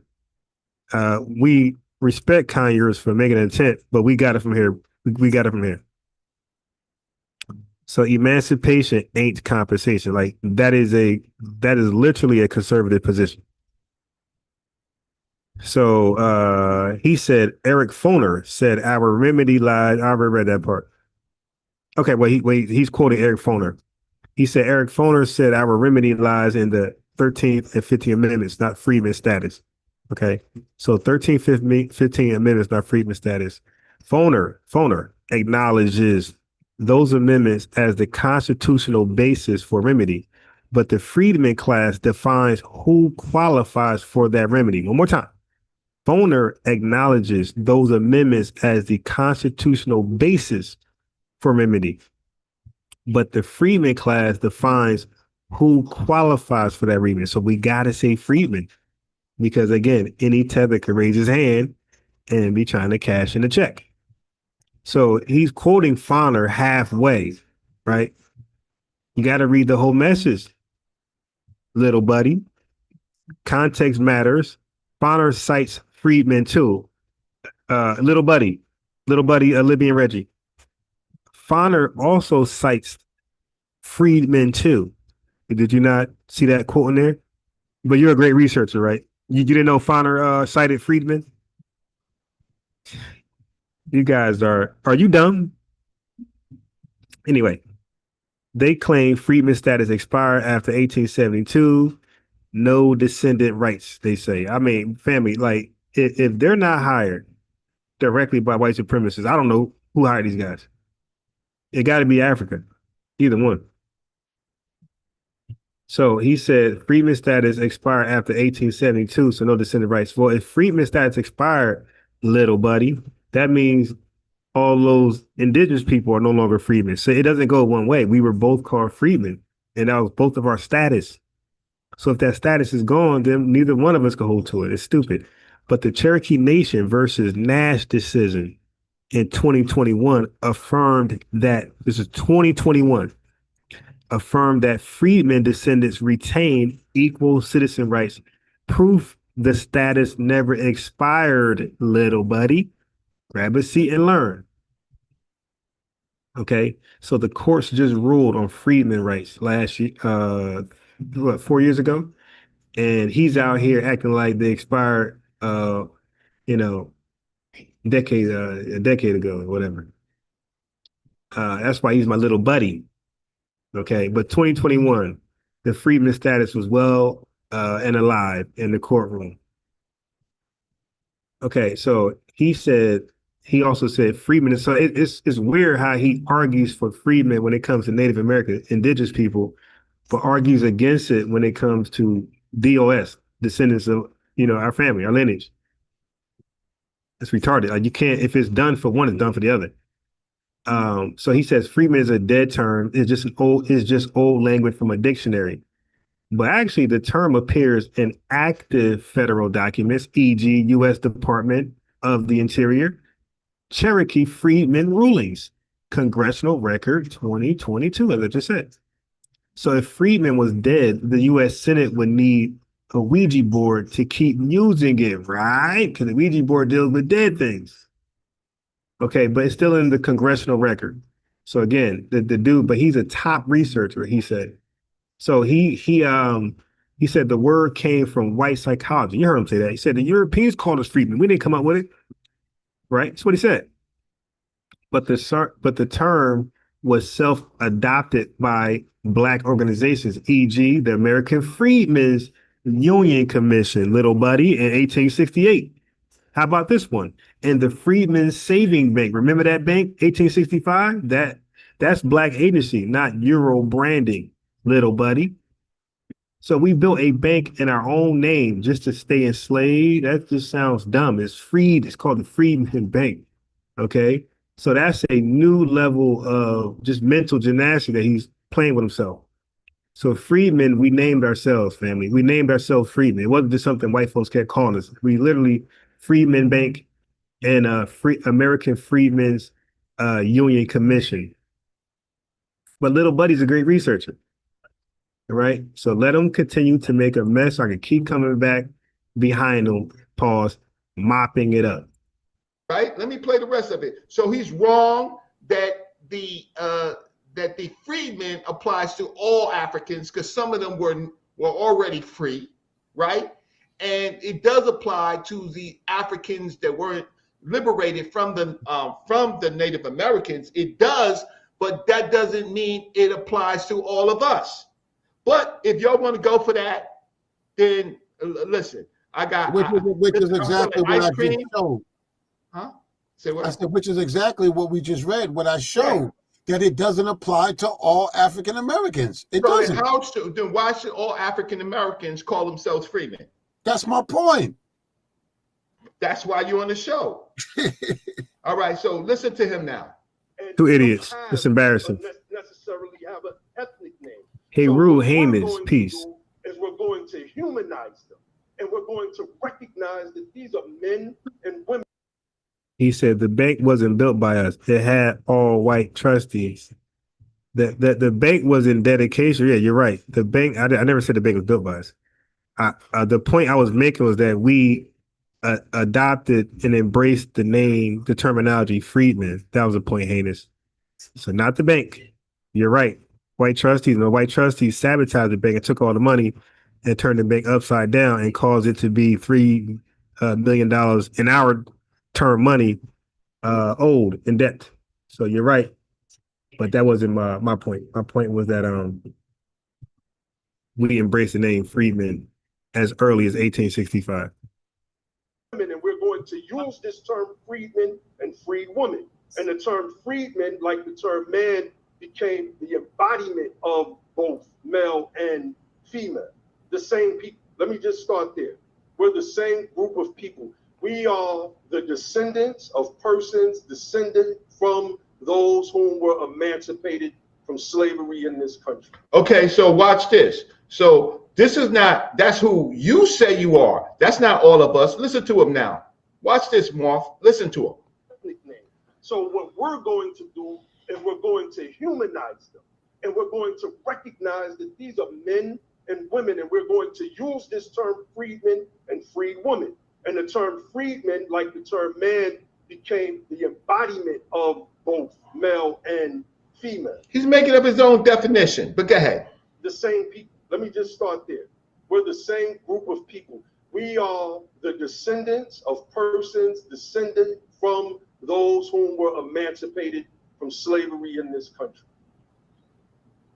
Not all people were emancipated, right, during the Civil War.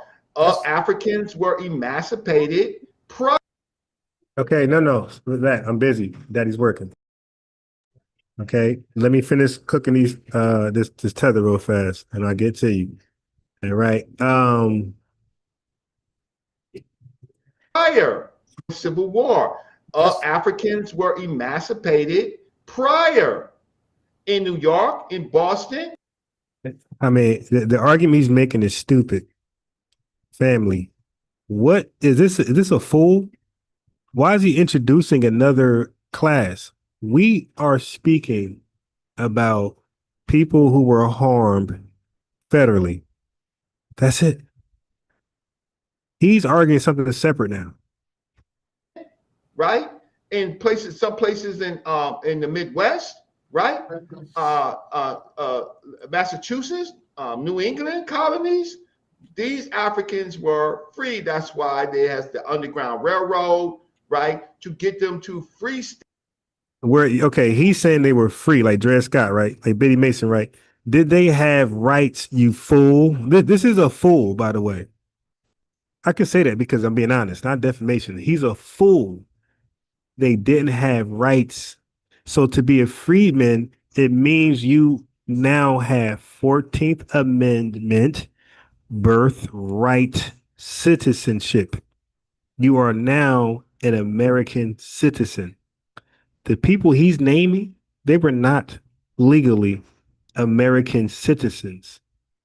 Okay?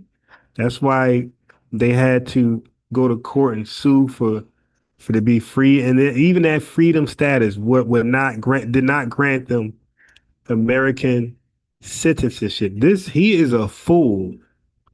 And that's why it's important to check in. Okay, check in with myself, the Holy FBA Codex, SWLE 44, V for Vengeance, and a bunch of y'all in the chat that be going hard. They gotta check in. You're gonna make yourself look dumb. Even you gotta check in with Focus. Focus been cooking. So, or you're gonna look dumb like this guy.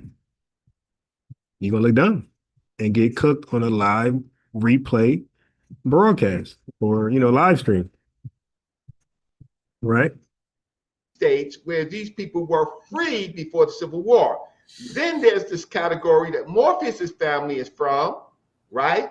Those where the Indians still tried to keep Africans enslaved. And this act, right, deals with those groups of people and now calls them freemen. Now, we didn't get to the heart of it, but we're just showing you his oversimplification, his lack of history. Let me answer this question by Tay Carter, FBA News and Updates. Unbiased Ron. What do these guys get out of lying and misleads folks? Money, land somewhere, or really believe that? No, they don't believe this stuff. Because if they believe this stuff, they would tap in regularly with us, or not tap in. Only family taps in. Ops got to check in. If they really believe what they were saying, they will regularly check in with us. Yo, family, I emailed this guy. I even because I spoke to him before and I was light with him because I thought he was genuine. I didn't know he was all in until, now I know what I know. But I offered to pay him $50 to come back. Now, he'd been on my panel 3 times for free. So I offered to pay him $50 to come back to have a last conversation. And of course, he, rejected. Dr. Mayat was supposed to come on, rejected. So they don't believe that stuff because they believe that they'll check in like they do everybody else. Now they be going to platforms where literally only 5 people watching, both of them, Dr. Mayat and this guy. They've been featured on platforms with just 5 people watching. So it ain't that. So it is definitely they don't believe what they're saying, and the FBA Codex, TV1, and some other folks believe that they are being paid something. They are getting benefits of, misleading FBAs if they fallen for this. But they want to get us out of our reparations claim. So it could be Africa paying them or white people paying them because they both don't want us to get reparations because they know the claim is going to be against both of them at some point. So it makes sense to sabotage the claim where everybody's just safe. Lack of knowledge, right? So now we're gonna Just that. Okay. So why y'all not working together? Because it looks like all 3 That's your higher peace. divided and not against each other, but y'all not together. Why? So I think about stronger that way. That's a fact. But I want you to let us use your platform as an example, right? There's people that feel that we'll be stronger being Hebrew Israelites. Cesaria could come on here and one West ISU Morris say he until we have earlier. What is a freedman? A person freed from slavery. It's just as simple as that. No, not all people freed from slavery. I broke this down earlier. What is a freedman? A person freed from slavery. It's just as simple as that. No, not all people freed from slavery or freedmen. Not all people.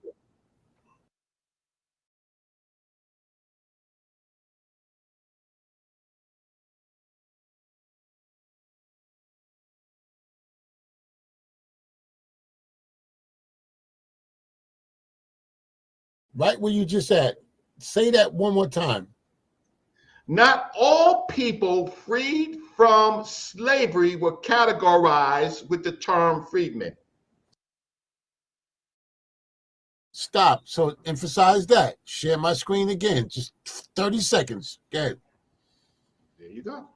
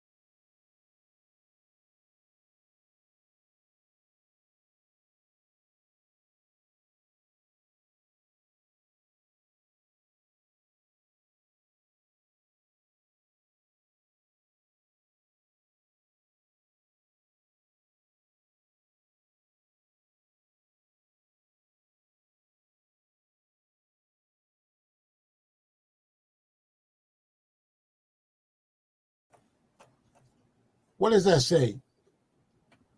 You have to Yes, read it. there were African Americans who were not enslaved in the United States before the Civil War. These individuals were known as free blacks. Free what? Blacks. Free blacks. Yep, or free people.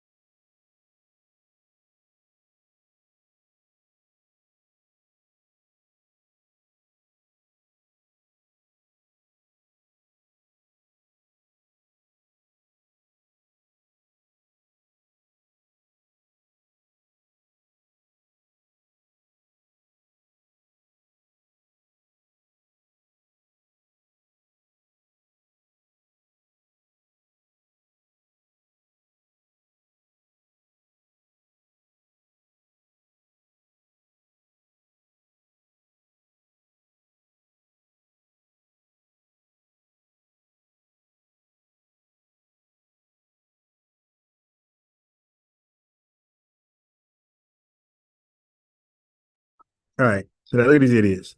Moose, why is this in the way? So now they just said free. They just said free blacks, and they're confusing that with freedmen. Okay, listen.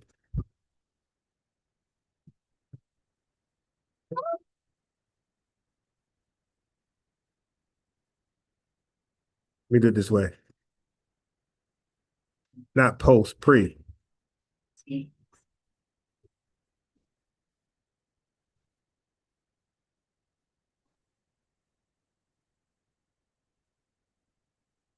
So that's also a status, by the way. Free blacks.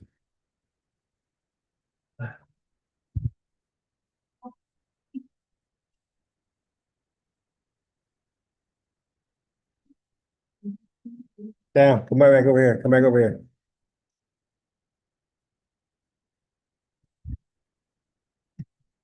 Okay, so that is the difference. So they are mixing the two up. Free blacks versus freedmen. And I actually got that in the song. The latest song I made was called Resistance. I actually differentiate free blacks from freedmen. So free blacks were pre-emancipation. They had no citizenship. Freedmen is post emancipation. They have citizenship. Big difference. One group are not citizens, and the other group are. Okay, it's still a status.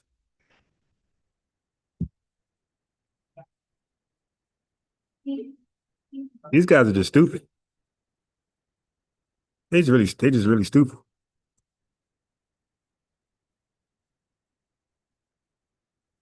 People of color. By 1860, there were African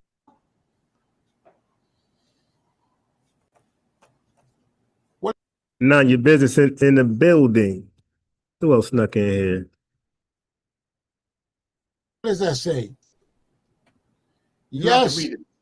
there were African Americans who were not enslaved in the United States before the Civil War. These individuals were known as free blacks. Free what? Blacks. Free blacks. Right. I just explained that. Yeah, because they're free, but they're not. They don't have citizenship, so they call it free blacks, not freedmen. So freedmen got citizenship. Free blacks don't. Real simple. Distinguish. Yep, or free people of color. By 1860, there were approximately 500,000 free African Americans in the United States, compared to about 4 million who were enslaved. Right. So about 300,000 to 500,000 were free. So my answer question: these 500,000 people who were never enslaved at all, who was free the whole time, were they freedmen? No. Thank you. Yes, they were free because they were granted, in my opinion, they were granted citizenship, right? So yes, because slavery was legal. And by the way, they're free, right? What are the four ways that you became free? You bought yourself out of slavery. You were born free by enslaved people who became free somehow. So you bought yourself out of it. You were bought out of it. You were born free, and you were manumitted, right? But all of it is from two people who was enslaved at some point. So everybody had experienced slavery from their ancestors or parents. So you're just because you were born free doesn't mean your parents were born free. You were born free, but your parents might have gained their freedom again through manumission. They bought themselves out of freedom. They were bought out of freedom, or they were born free. But if you keep going down that rabbit hole, you're going to see somebody in that lineage were definitely enslaved. So they all were enslaved at one point, and the Emancipation Proclamation, coupled with the 1866 Treaty, coupled with 1868 birthright citizenship, granted them freedmen status. Now, the interesting thing is now when he goes back to hip hop is in New York. Am I right? That's correct. Okay. Black people in New York, right? Let's just assume that these people who he's talking about, the culture in the Bronx and all of that, let's just say, right? Let's just say that they are connected to those blacks, right? You know, through lineage, because it's not true, but those early blacks in New York, okay, they were freed before the Civil War. Or would they be freedmen? No, they would not. They would not. All right. Like I said, family, it's just going to be a long live. This is a 4-hour video, and we're only 52 minutes in because I got to do a lot of explaining and educating. They're trying to miseducate. So that's a long time. So family, I don't think I'll be here the whole time because this got to close some time. But the donation right there, go ahead and, I'm kind of hungry and put some coffee in my belly as well. So go ahead, family.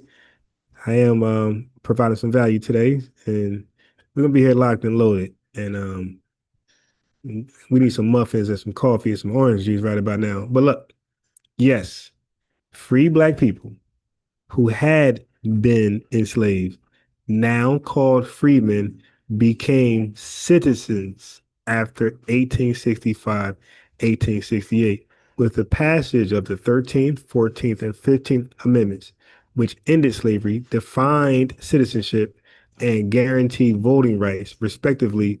Despite these legal changes, many face severe restrictions through state-level black codes. This is afterwards, and their rights were challenged by discriminatory practices and violence, which continued during and after Reconstruction.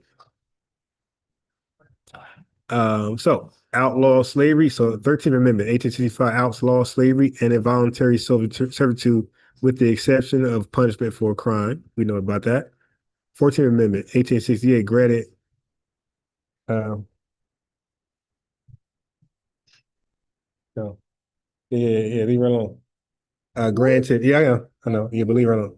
Granted citizenship to all persons born in the United States and guaranteed equal protection under the law. The amendment was crucial for formally establishing the status of this amendment was crucial for formally establishing the status of freedmen as citizens. So if you became a citizen, became a citizen through this, you were a freedman. Freedman. If this granted you citizenship in this country, and you went through this at some point, a relative or yourself, you were indeed a freedman. Okay.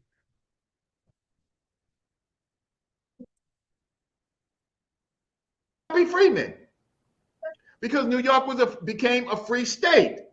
So now when it comes to hip hop, this fallacious argument that they are freemen, well, if they came from old families, right, in New York, they weren't freemen. Now, if some of those groups of people came from the South, well, yes, they could be categorized by the white man as freedmen. And we're going to find out what this freedman stuff is, because he had every opportunity to tell people what it was. So the first thing he does is he pulls out a dictionary. That's pseudos do that. Go ahead. And we know that we cannot deny our history in this country. It doesn't say a slave freed from slavery. It says a person freed from slavery. And that language is important. And, you know, for the sake of time, I'll kind of skip that part. So these are some of the books that were published, right? This is The American Freedmen by the American Freedmen's Union Commission. I don't want to go too fast. 1868, Volume 2.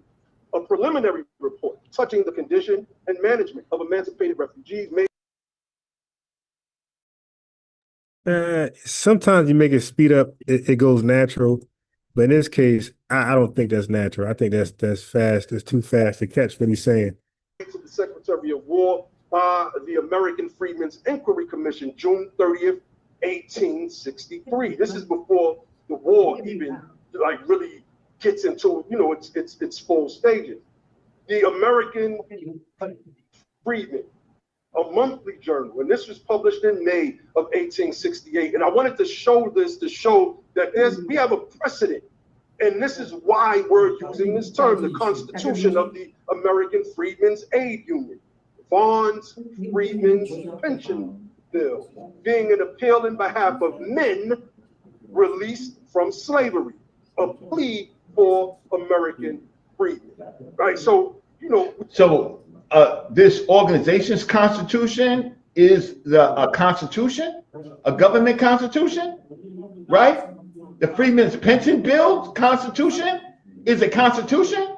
Okay. We start getting into our history, and we get an understanding that for those of us that have resurrected the term, we see that there's a precedence for it. So, hey, family, hold on one second. Let me do a commercial. So just don't go anywhere. I'm coming back to it. My son got to use the bathroom. So let me just bring him to the bathroom. I don't want to miss anything that they're saying. I want to rebut all their weak, but what they believe to be their strong points. I want to rebut all of it. All right. So I'm going to play a commercial real fast. This is my commercial. And when I come back from the bathroom, I'll get back to it, but I don't want to miss one drop. All right. So hold me down, family. Hold me down. To actually be creating spaces where we're interacting with each other, having social interaction, instead of sitting. Instead, it's like being at the club, and there's another cat over there, and you're looking at him in the corner. He's looking at you in your corner, and you're like, I can't stand that mother, man. And somebody says, why don't you like him? Because he think look at him, look at me. You can see him grilling me, man. I don't like that dude. And he's over there saying the same thing about you, and y'all both. So before I use the bathroom, so he's trying to water down Tether's hatred for us as we're in the club and it's mutual. I'm looking at a Tether looking at me, and we just don't like each other, and that's the diaspora war. Okay, family, these Pan-Africanists, like they want to run from accountability so badly, and this is why we'll never do anything with them. We got to meet the first Pan-Africanist that will accept accountability and put FBA first. W. Du Bois was a Pan-Africanist, but he put FBA first. He put the civil rights fight first. And once he got, did his dirt there, then once he put in work there, he went and did his Pan-Africanist thing. I think Hubert Harrison, I got to look more into him, but I think that's what Naeem said Hubert Harrison did. He said he was part of the UNI movement, got out of there, joined the Garbage Must Go campaign, and then put activism, so to speak, first. But don't quote me on him. But W. Du Bois for sure. Don't like each other because y'all think the other doesn't like y'all, but y'all don't actually stop, have conversations, communications with one another to determine, wait a minute. Oh, you mean that time when we passed and you didn't say anything? Like you had just lost your job, so you wasn't even focused on, you didn't even hear me say what's up to you. You didn't snub me on purpose. Like communication is the key. And if we're not having it, because if I'm sitting here in America, how do I know what the masses of Africans think about me? How do I know? How do I know what the African continent thinks about me as a Black American? How do I know? I'm sitting here in New York City. How do I know what most people, most Africans in Nigeria think about me? How do I know what most Africans in Ghana think about me? How do I know what most Africans in Somalia think about me? How do I know what most Africans in South Africa think about me? How do I know? I don't know. And if I'm just listening to somebody on Twitter telling me that everybody in South Africa hates me, if I'm just listening to somebody on Twitter tell me that Nigerians hate me and Somalians hate me, if I'm just listening to somebody on social media tell me that all these people hate me, then who's the fool? Because remember, we said they shouldn't just believe what the media tells them. Yes, neither should we. We shouldn't just be sitting here saying, oh yeah, I know they hate me. How? How do we know?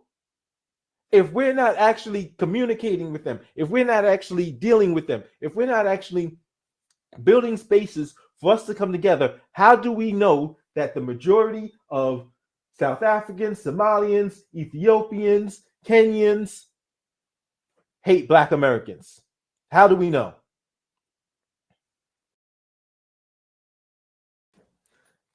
I love how ignoramuses generalize the African diaspora.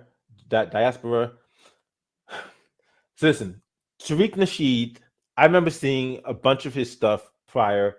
And here's the thing, I'm surprised about Tariq Nasheed's where he's at right now, because this is the man that did the Hidden Color series. This is the man that made the 1802 about the Haitian Revolution. Like, if you made a documentary about the Haitian Revolution, you know, like, as more than most, like how much they went to and how much similarity, how much shared struggle is there, how much shared history exists between Haitians and Black Americans.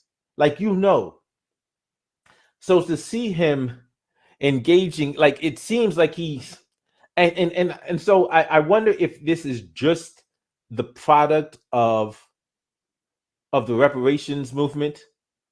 And so that's why I think it's necessary for me to be speaking on this, to say that, listen, we can distinguish. And for those of you that don't know, that didn't hear my story, I told a story earlier about me being the youngest of four kids, and how my brothers and sister were out and they got hit by a taxi cab. And I was home because I was young. I couldn't go out with them. They were older kids, so they were out hanging out. They got hit by a car. And when the settlement came, it was divided amongst those three. I didn't get any. I'm still their brother, the sister. I'm still the brother, and it's still my sister, my brothers, but I'm not eligible for that money because I didn't suffer that injury, but they're still my family.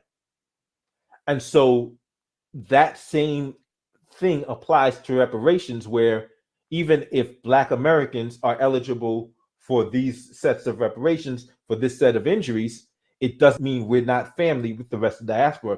But a lot of people are treating that distinction, that legal distinction, as something more, as because there's that division that exists in terms of who's eligible for reparations for receiving this whatever this is from the government, that it somehow makes us separate and distinct and at odds with these other groups of Black people that didn't suffer this specific same injury at the hands of the United States government. We're still family, but it's a separate, it's a limited distinction, but there's a tendency to take that distinction and to broaden it to mean that, oh, so we're at war now. Like, no, it's just that only applies to the reparations fight. It doesn't make us separate. It doesn't make us less family, in broader terms. Black Americans been taught to love white folks. Africans have no excuse.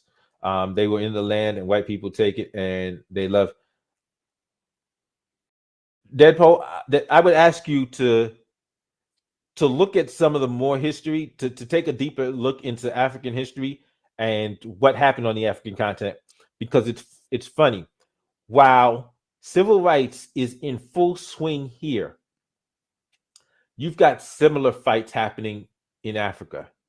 So in fact, you have Kwame Nkrumah from Ghana, and at that time it's the Gold Coast. From the Gold Coast comes to America, and one of the people he studied was Garvey and everything, and then he goes back and fights for and helps Ghana gain its independence. Gold Coast gained independence, which then is renamed Ghana.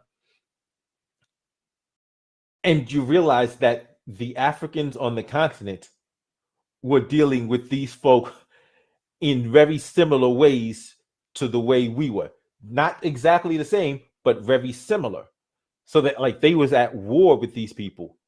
And once we see the shared struggle, we're like, okay, wow. We know we have every reason, those of us here, those of them over there, have every reason to realize that we have a shared struggle and a common threat to our survival. The goal of Tariq Nasheed and Yvette Carnell is to isolate Black Americans to the point where we have no allies and eventually crush when we make enemies out of everyone, including diaspora. Listen, if I take what they're doing at face value and go with it, that's the only logical conclusion. Because if it's literally Black Americans against the world, we have no shot. We have no shot of survival. Seriously, we have no shot of survival if it's just Black Americans against the world. Because the anti-Black hatred is global. And then if we're actively warring with other Black peoples just because. And so where I see where I think I see where Tariq Nasheed may have come from with Yvette Carnell, I don't know exactly what motivates her, because she seems to have some, like you're saying, I do see some animus, and I don't know if it's exactly the same place from where Tariq Nasheed is coming from. And my whole thing is just theories about, I think that Tariq Nasheed's position now is because of the reparation struggle, whereas I don't know if Yvette Carnell doesn't have a more, because I seen her talk about she has I think she just has like a problem with Pan-Africanism. I would have to listen to hear her more to fully understand what the core of her opposition to, you know, uniting with the diaspora is. Kata is a word that comes from the Yoruba tribe in Nigeria. It translates to foreign black. I've seen my Nigerian friend's father call him that as he was born in America. Interesting. Okay.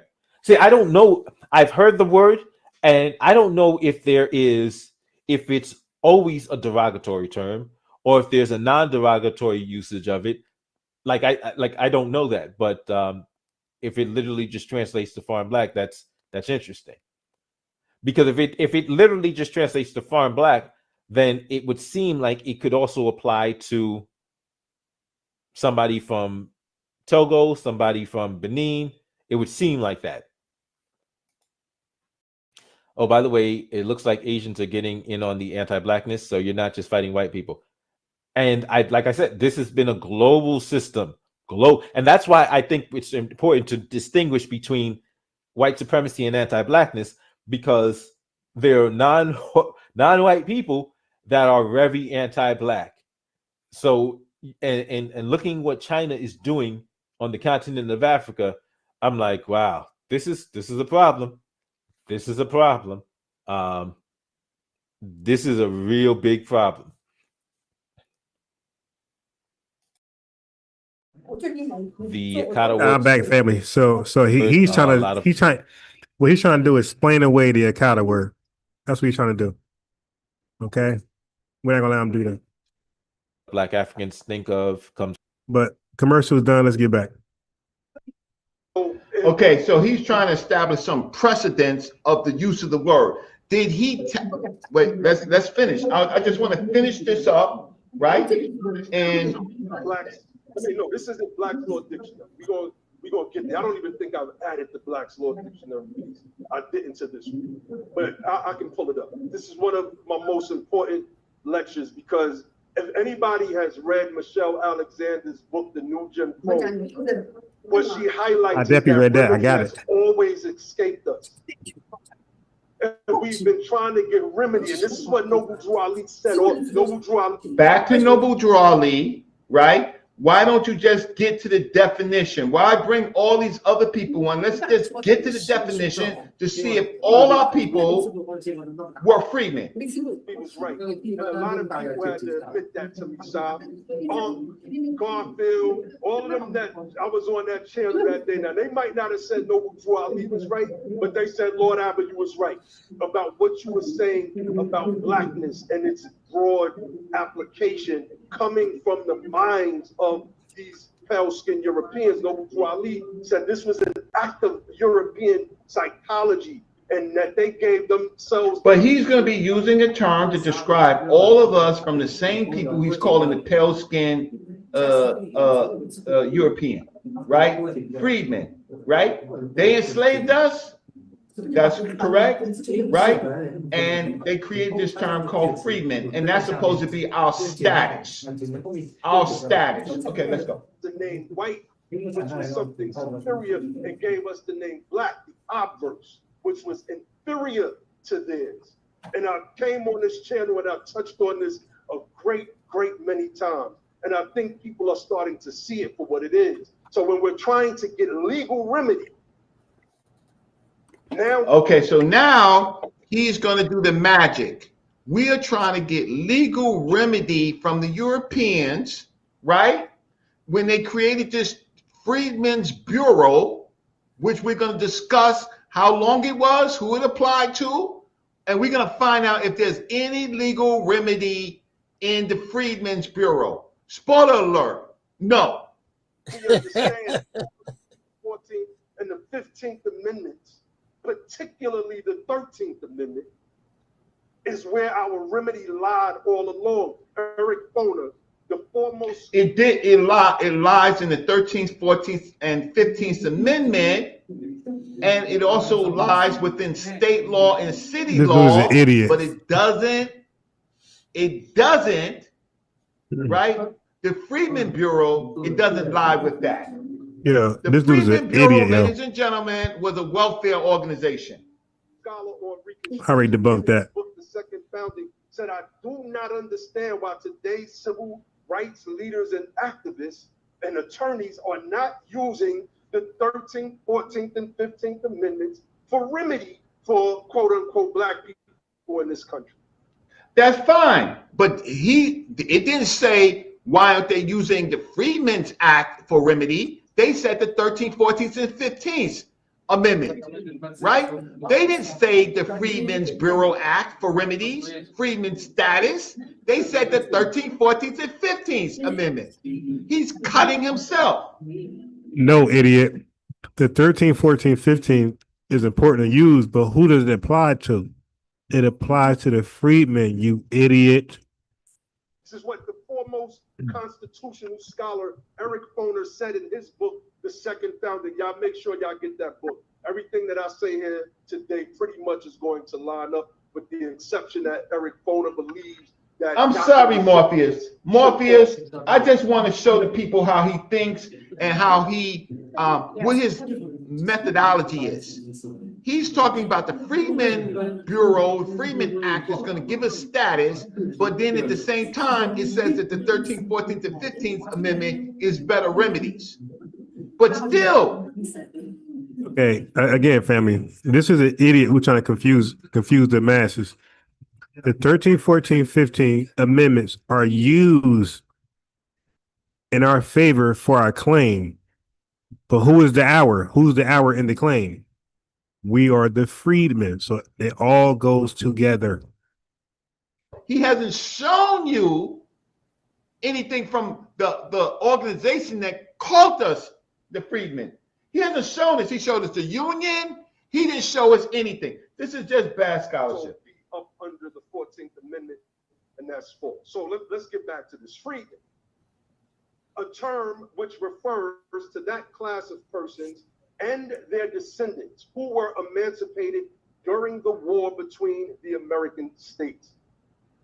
Okay, me and Morpheus already said and already showed that. Family, these are idiots, and I would still invite them to the platform.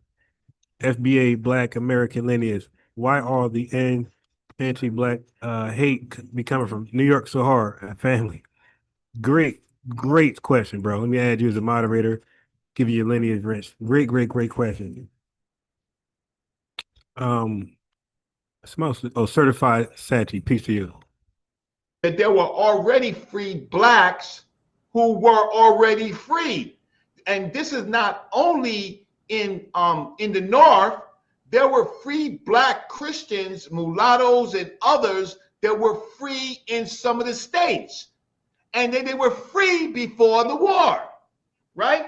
The war just simply, right, ended the slavery everywhere, but there were already free blacks in the United States. So the freedman status does not apply to all of our people. Okay? I mean, yeah, family. I'm just embarrassed that I'm playing this guy to be this stupid. I'm dead ass. I would love to invite him more in. He cloud chases. He watches from the shadows. Bro, you are invited to the channel, my boy. I know you're watching. You always watch. Corpus Juris, volume 27, page 895, 1922. Why is this so important? Because Reggie, the other night, was saying nobody was calling themselves no freedmen. People in the comment section of that video, and I agree, nobody was calling. Hey, peace to Supreme Being 9, 8/3 Nimrod L. Moderator is for if you're with the lineage or at least a support of the lineage. So if you could trace your lineage to slavery, you get a wrench right away. Or if you can't, but you're a supporter of the lineage and our reparations claim and our stance, period, delineation, all those things like that, you're not in the way, you get a wrench that way as well. So just let us know. You're a rider or you're with the lineage. Either way, you get a wrench.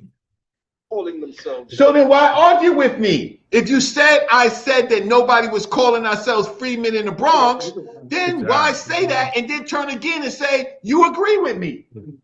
And I just explained a few minutes ago why they weren't calling.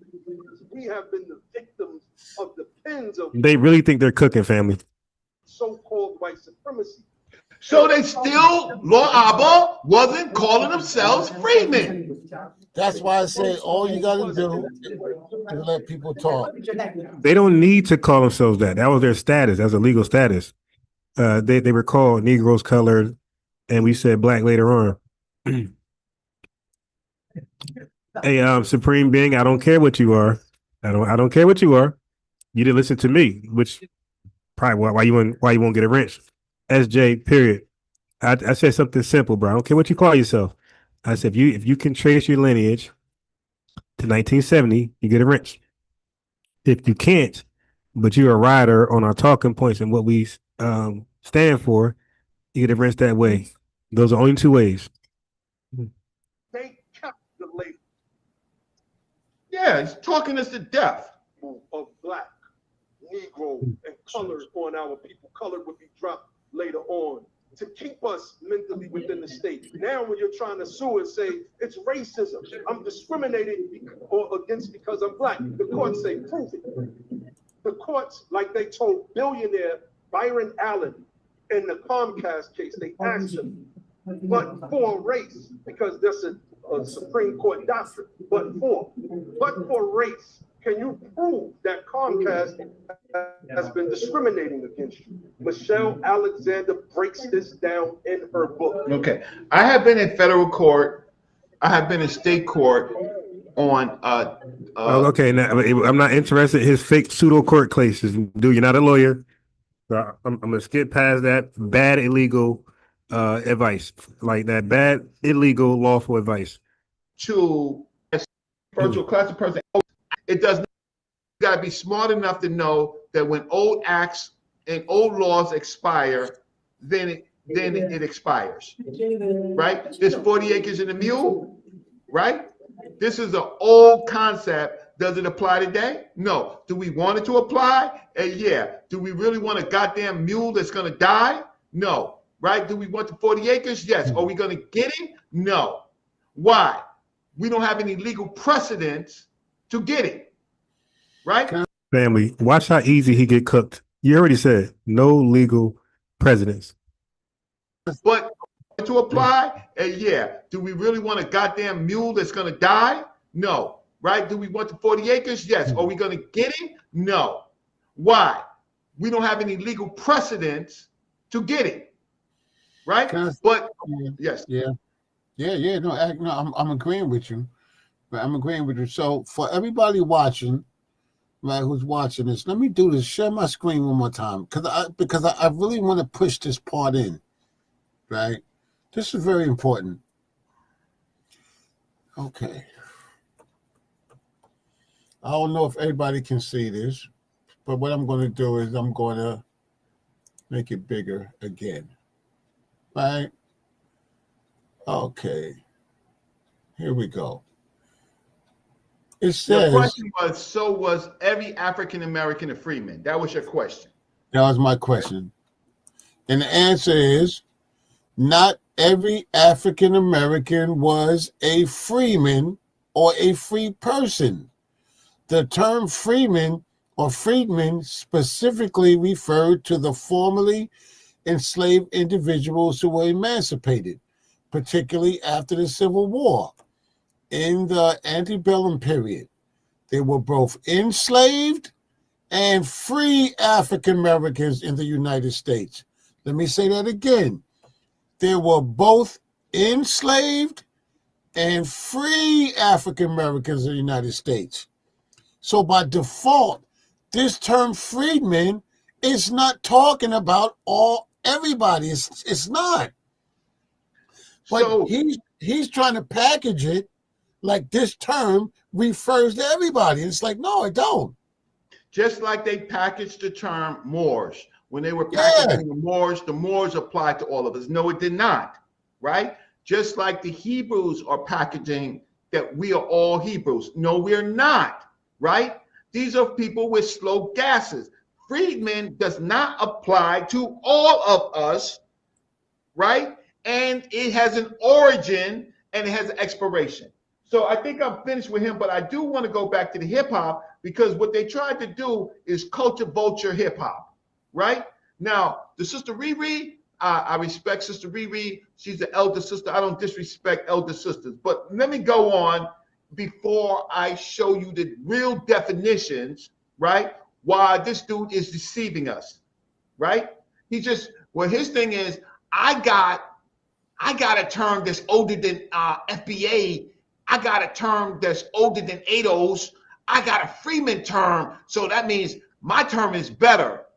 No, because none of those terms apply to all of us, right? None of those terms apply to all of us. And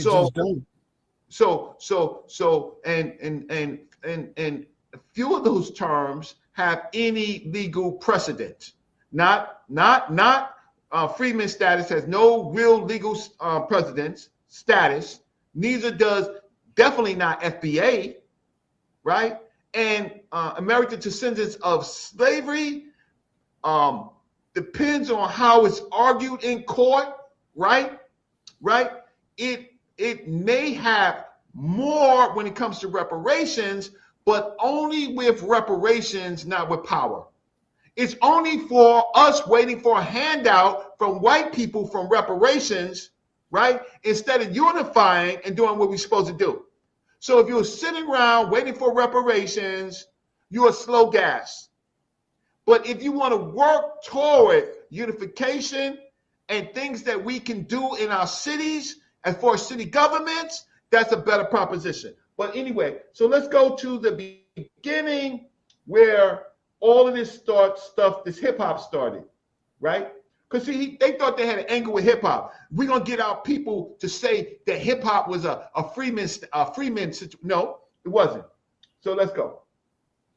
The people that were there, and they in the chat right now. My sister Riri and my Freedmen University, Law Albert never said what? He said that we're freemen. We're not all freemen. What are you disagreeing with me? What are you disagreeing with me? Everything that I said is logical. You in the chat, right? You culture vultures, you hijackers of our culture, trying to rename us. You tell me in the chat what you was talking about. Yeah. Tell me. Yeah. He didn't hear him say that. He's been saying that for the longest. It's like, what are they? It's like, what? I don't understand what people are listening to. No, they listen on. They're trying to be on code against what's coming for them. Hey, I'm only getting started, Morph. You showed some facts, right? I'm getting started. I just want to put on record what he said. The DJ Phase, especially DJ Phase, he was there. He's the one that's in that video that went viral with the brother DJ Green Eyes that I shared on Twitter. That's how I know Reggie don't know what he's talking about. This ain't about hating you hater, Reggie. This is just about you. You hater, Reggie. Come on. Not knowing what the hell you're. Okay. So here's the problem is. So I have my elders on the. I have my elders on it.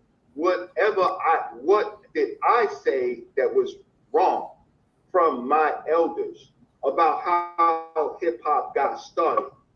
What did I say that was wrong? That it started in the Bronx, somewhere where he's not from. So what he's doing is he's playing to some people. Let the people who he's talking about come on, right? We don't need to hear the story from the secondary or third story. Let his elders come on, right? But so you're saying what you're saying. Deep in one piece, Moonduck Maximus piece in the building. LaRonda Hicks, this loser, yeah, he's definitely a demon. I thought I already gave LaRonda made her a moderator. Make give you a wrench, LaRonda. Okay, here we are. Is that what I'm talking about? The projects in the Bronx. That Bronx was its own entity, right? It had nothing to do with no Freedmen, no FBA, no nothing. It has something to do with a community coming out of the non-period, right, into this gang culture, and then into a culture in the Bronx.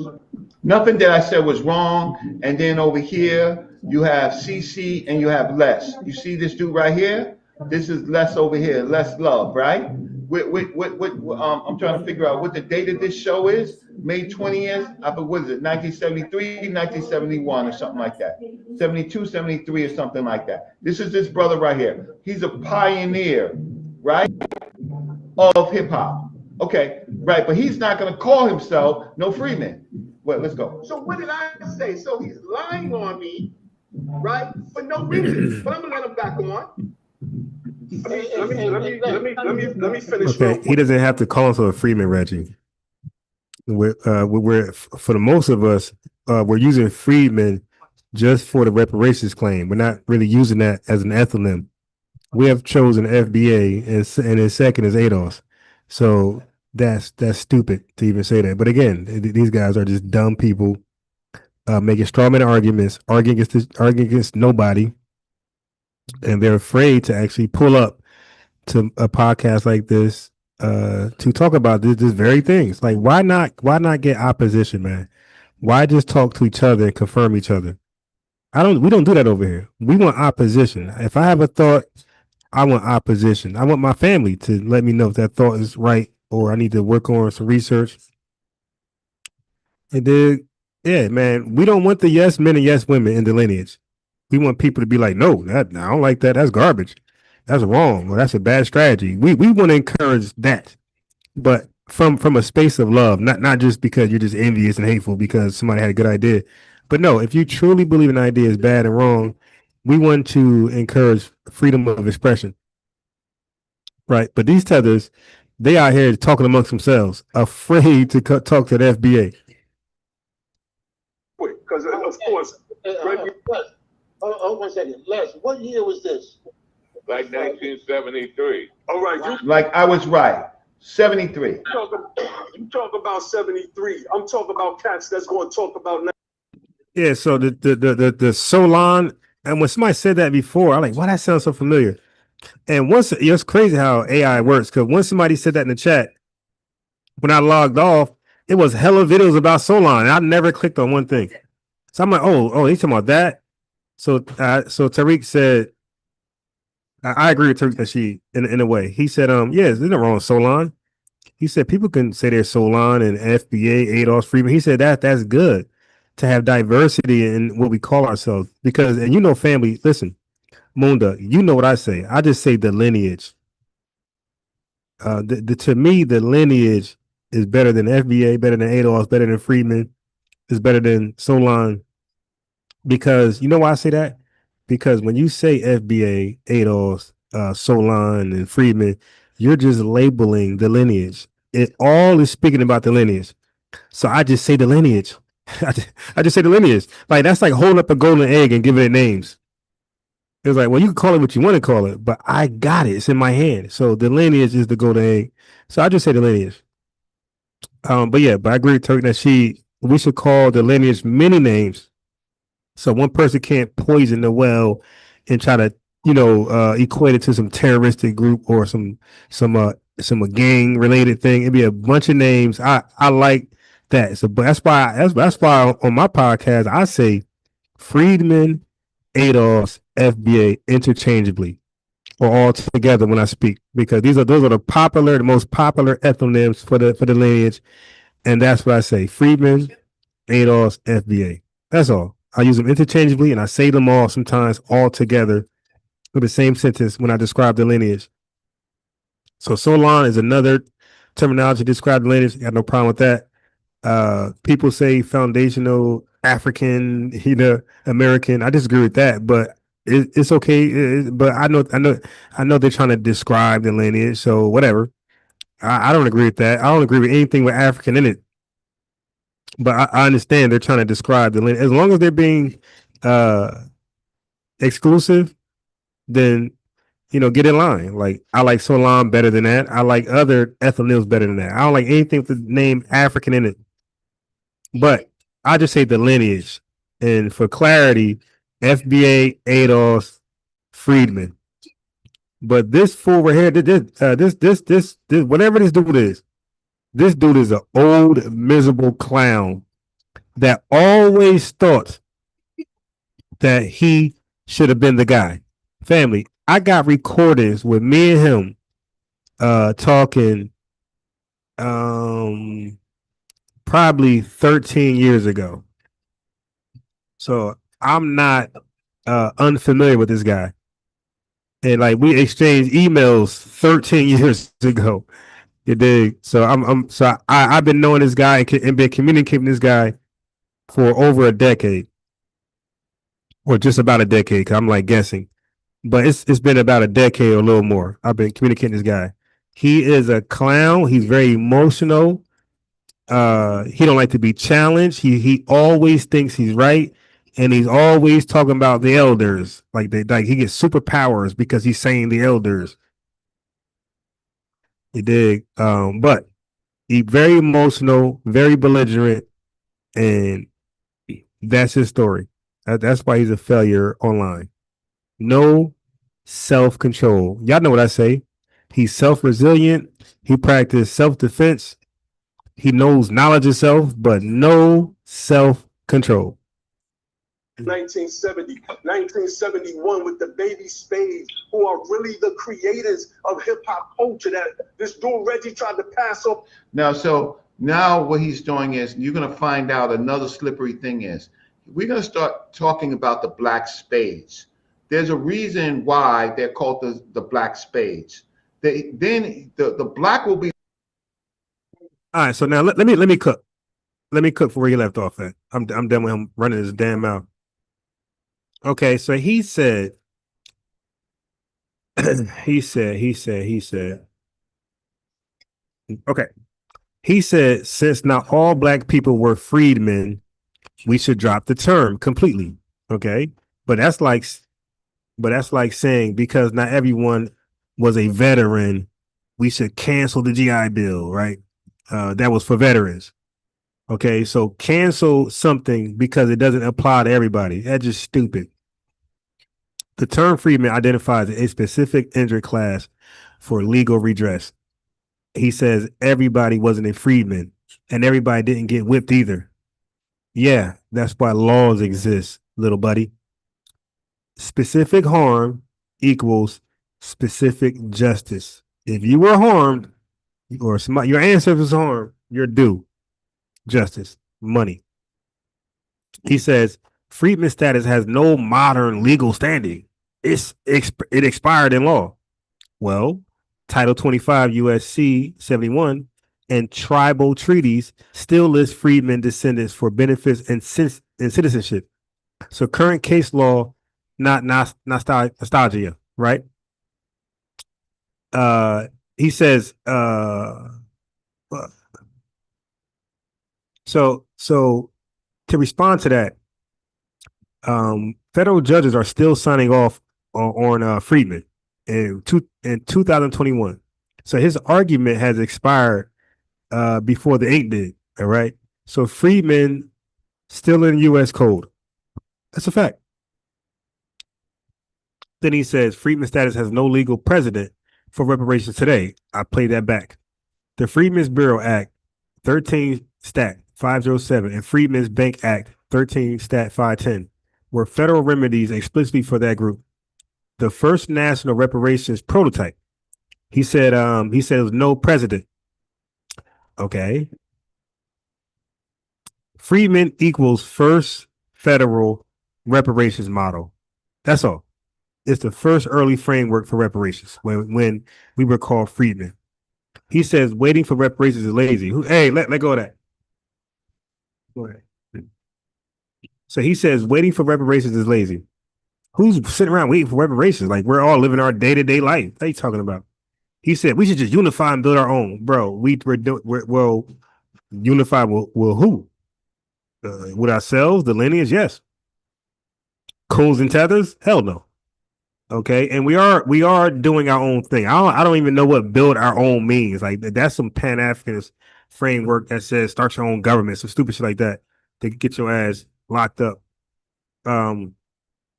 But self-help and federal justice, okay, that whole build our own, that's that bootstrap talk. That's that conservative talk. Be careful of these Pan-Africanists because they will adopt conservative talking points once you start cooking on them. Self-help and federal justice aren't mutually exclusive. You can build your own if you want and still get your reparations money. All right. So, but Freedmen, we built towns, schools, and churches while still petitioning Congress for old resources. It's crazy. But he wants to call us lazy. He wants to borrow conservative talking points. And lazy turns into strategic. Okay. Listen. We can. There's a slogan: build and build them. Okay, we can build while we build them. He lost in his dialogue, and he would just be calling them spades and baby spades, as if these people were not black conscious. But he does that because he hates the word black, right? So these groups of people were coming. These were the children of the 70s of the Black Power movement. But he comes from an orientation. He hates the word black, y'all. So when you expect to hear black, he's going to take it out, and he's just going to use the second baby spades, right?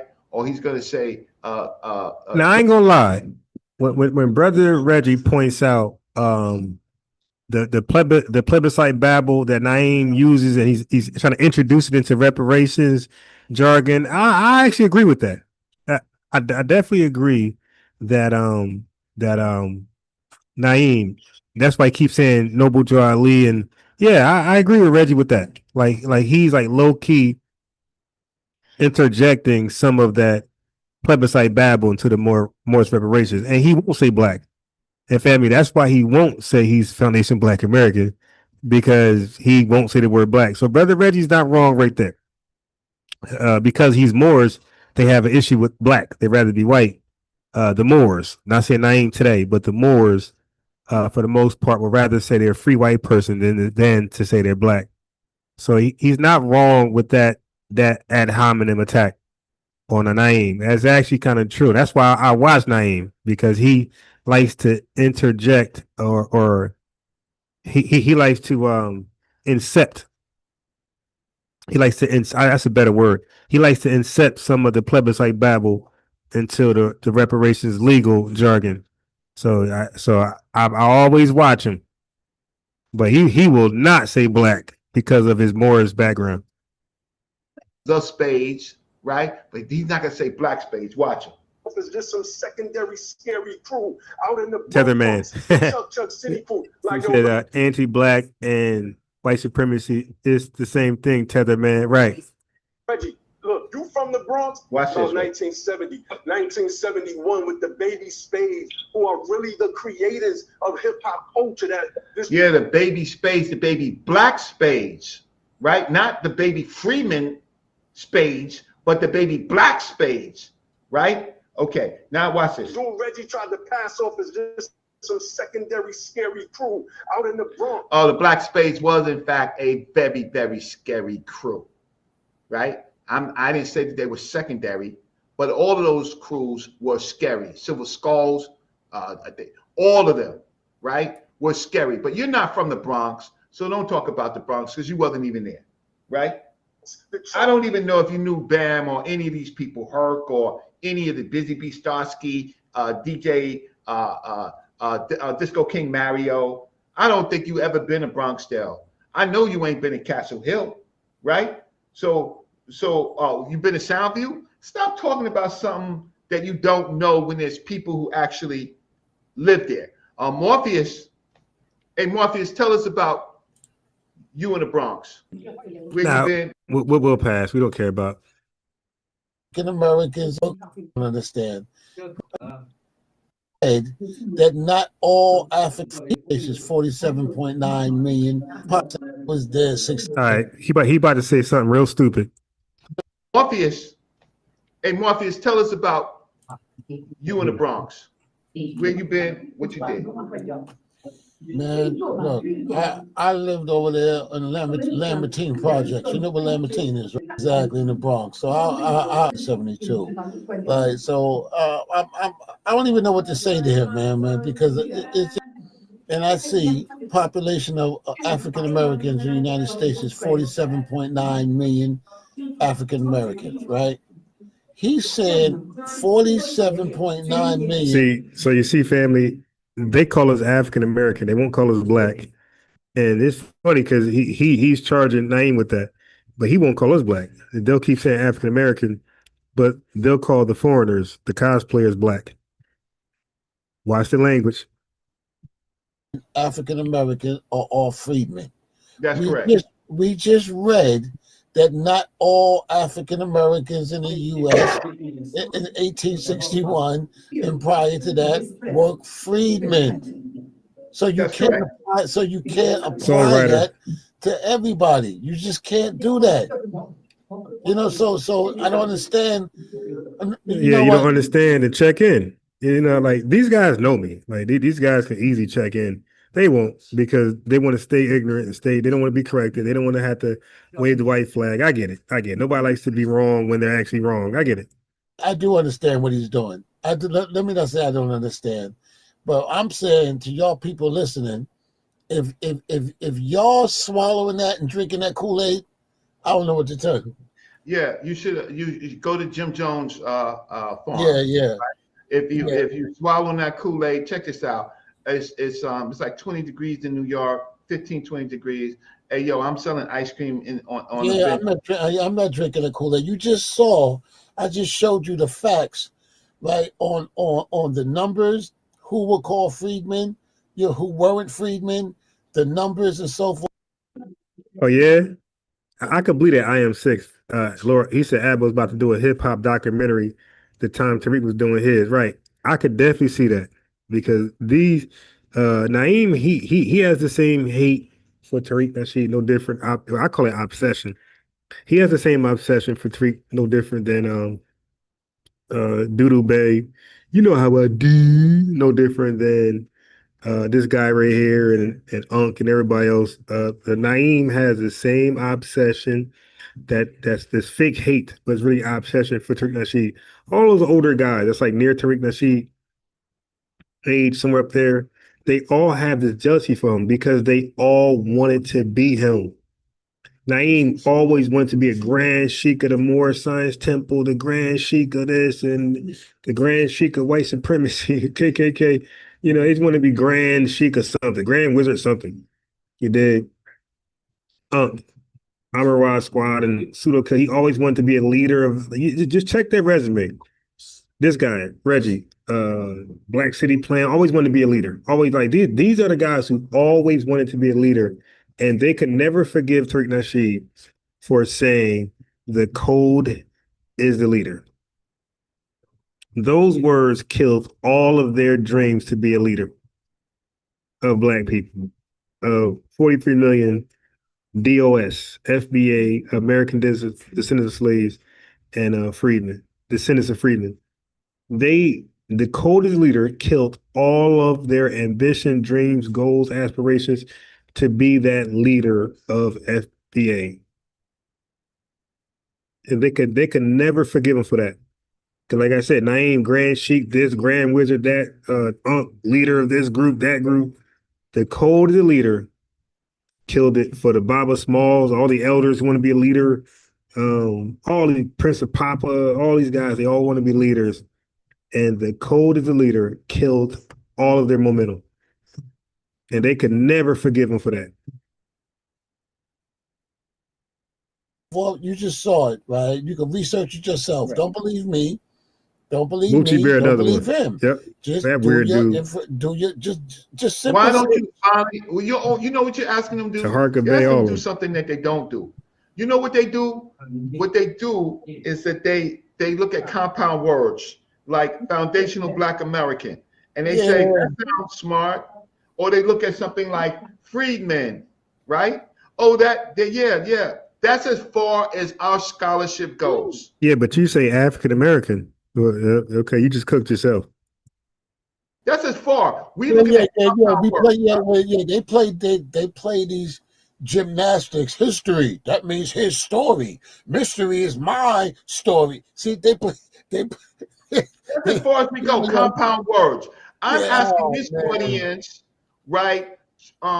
We already showed that it does not apply. The term did not apply Right, to LaRonda all Hicks. of our people.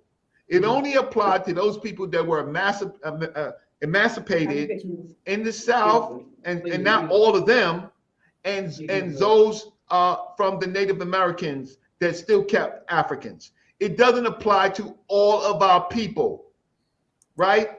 It didn't apply to. Now, Naeem had brought DJ FaZe to these two because these two were doing a pseudo dialogue about hip hop, and Naeem they called into their show, and he had brought DJ FaZe and DJ FaZe girl, wife, and I think another person, and they cooked these two because they thought they was gonna cook. So Naeem definitely be reaching out to the hip hop, like he's. What I'm saying, I am six, is that he's always trying to compete with FBAs instead of just joining us. And I know why they want to compete. They want to compete because they don't ever want to be checked. Because he's going to at some point accept that plebiscite babble into what he's doing, and we're going to check him right away. That's why he just rather join the wave, ride the wave, but create his own thing, where he's the leader. You see what I'm saying? That's what I'm trying to say. So the University Freedmen thing that they're doing, or the Be the Power BTP, he's a leader. So he could never just be part of something and help it just grow without being in leadership. Like, he has to be in leadership. And that's the issue with some of us, the ego, man. I'm not a leader. If Unbiased Ron is not a leader, I'm somebody who just love my lineage, and I love to add information. And the information is something you didn't know that you should know. I'm debunking stuff like this, or I dispelling misinformation. It's just a lot of like education, being educated correctly. Like that's what I do, and bring innovative thoughts to different things. That's what I bring. But I don't bring leadership. I don't tell you what to do and not do. You dig? But I will steer you away from like, an L, like horrible decisions. But I'm not going to tell you guys to invest in crypto or, invest in gold and vote Republican, vote Democrat. That's not me. My thing is, man, just hear me out on these things first, and then go do what you want to do after that. That's all. It only applied to what the to what the Civil War, the ending of the Civil War. It didn't apply to all of us. But now, wait, hold up. So let me just continue. I know Morpheus, this is painful and a waste of time, but I want to put his words there. And I never said Spades was some scary scary group. The only time I said it was recently, because in fact, the Spades, in fact, were. If you weren't part of the Spades, you wasn't going to certain areas in the Bronx. Am I wrong? If you weren't a part of the Who Black cares, Spades, man? to be specific. Here I go, trying to skip past the garbage and I end up going too far. But I remember where they were. I do want to go back to the hip hop, because what they tried to do, none of those terms apply to all of us. So they were around here. Part of the Black Spades. Told you, I got it right in his exact. I knew where they were. Of the blacks out, right? He knows these are the people that Morpheus brought. None of them called themselves no freedmen. But let's go. Watch this. Sharif. He said only leaders give advice. I can see where you're going with that, but nah, it's okay to give advice and not be a leader. Like, no. I disagree with that. I would say only leaders give directions, make directives, not advice. Anybody give advice. I mean, you got counselors, student counselors give advice. I mean, so no. You got all type of people give advice. You got your financial advisors. They call financial advisors. They ain't your leader. So I disagree with that. Anybody can give advice. But only leaders give directives. Right now, they are in the back chat. You said hip hop started in Bronx River? I never said hip hop. I never said hip hop started in Bronx River, right? What are you saying? All right. It's so incorrect. I'm not gonna call you a name. Bring my brother DJ. Okay, so I'm gonna bring them on. That were spinning. These guys are really. Okay, so here's our sister Riri. I shouldn't be schooling y'all on it. He's not with me. He is my husband. The question is. Saying that it wasn't a but Abba, not so much. Mario, yes, I am. That's a fact. Yes. So, more than that. So now they're so confused. They're mixing freedmen reparations up with hip hop. So let me try to skip past some of this stuff. I don't care about that. The argument of hip hop, that's done and dead. Once mic drop, microphone check dropped. Once that dropped, the whole keep it real, family. There was debates all over the damn country until microphone check dropped. Once that dropped, that conversation about who created hip hop just withered away. Like, be real. Nobody argues that no more. That's gone. Only losers argue that, like these guys. And so let's get to no problem getting history right. I want to know what the people who started hip hop, right, what they called themselves, right? Now I know we have. That's the question. The people who started hip hop, what did they call themselves? Well, I mean, who cares? They could have said Negroes. They could have said nigger. Like, who cares what you call yourself in your ignorance? Who cares? Like, the people who started hip hop, like, did they pass a Black History test first? Like, what are we doing? Like, just because you into hip hop doesn't make you a historian or make you know like law and reparation. Like that's just, again, it's just stupid standards they're making up. Who cares what they call themselves, man? The youth today call themselves all type of stuff. What does that mean? Right? This is the answer that we want, right? And then I'm gonna get to the Freeman stuff, but we call it the liberation period, right? Where you have all these Black Power movements that we didn't call it the slave movement. The Black Power movement countered that. Am I wrong? Does that sound wrong? So did the Black Panthers call themselves the Freedmen Panthers? No, they call themselves the Black Panthers. Right, and they didn't call themselves the African American Panthers either. Gotcha, bitch. Right? Man. So they want to take the word black out, but he said it. He doesn't use the word hold on. Yeah, maybe him, but not us. Not the FBAs. We make sure black stays right there. Okay, you won't use black. So it's funny how he's saying Naeem won't use black, and that might be true, but he doesn't use black either. He used African American. Did the Nation of Islam, Elijah Muhammad, did they call themselves the Freedmen, or did they call themselves the Black Muslims? Did they call themselves the African American Muslims? So again, right back at you. Right. Well, hold on. How about the teachings? The original man is the what? The Asiatic what? Black man. Right? No, he didn't. He said it's the Asiatic freedman. What are you talking about? No, he said the Asiatic African man. Okay, so y'all both okay, whatever. This is petty. Yeah, that's what they want us to believe. Yeah. Right? So they said the Asiatic black man. Yeah. So we got the Black Panthers, right? We got the Black movement. We got the 5%. We got the 5% nation. Watch this. Right? We got the 5% nation. Right? No, your business said the problem is that there is so much tethering over in the East Coast, and they want to blend in because they want a piece of our pie. That's a fact. Yeah, most of New York is Tether City, and that's crazy. As Jay said, we will never be quiet about a debt overdue to our people. Exactly, and they are mad. Who's God? The black man. No, the black man is the free man. What are you talking about? No, the black man is the African American man. See, same thing, bro. The joke goes right back to you. So, there's the Black Moors, the Muslim.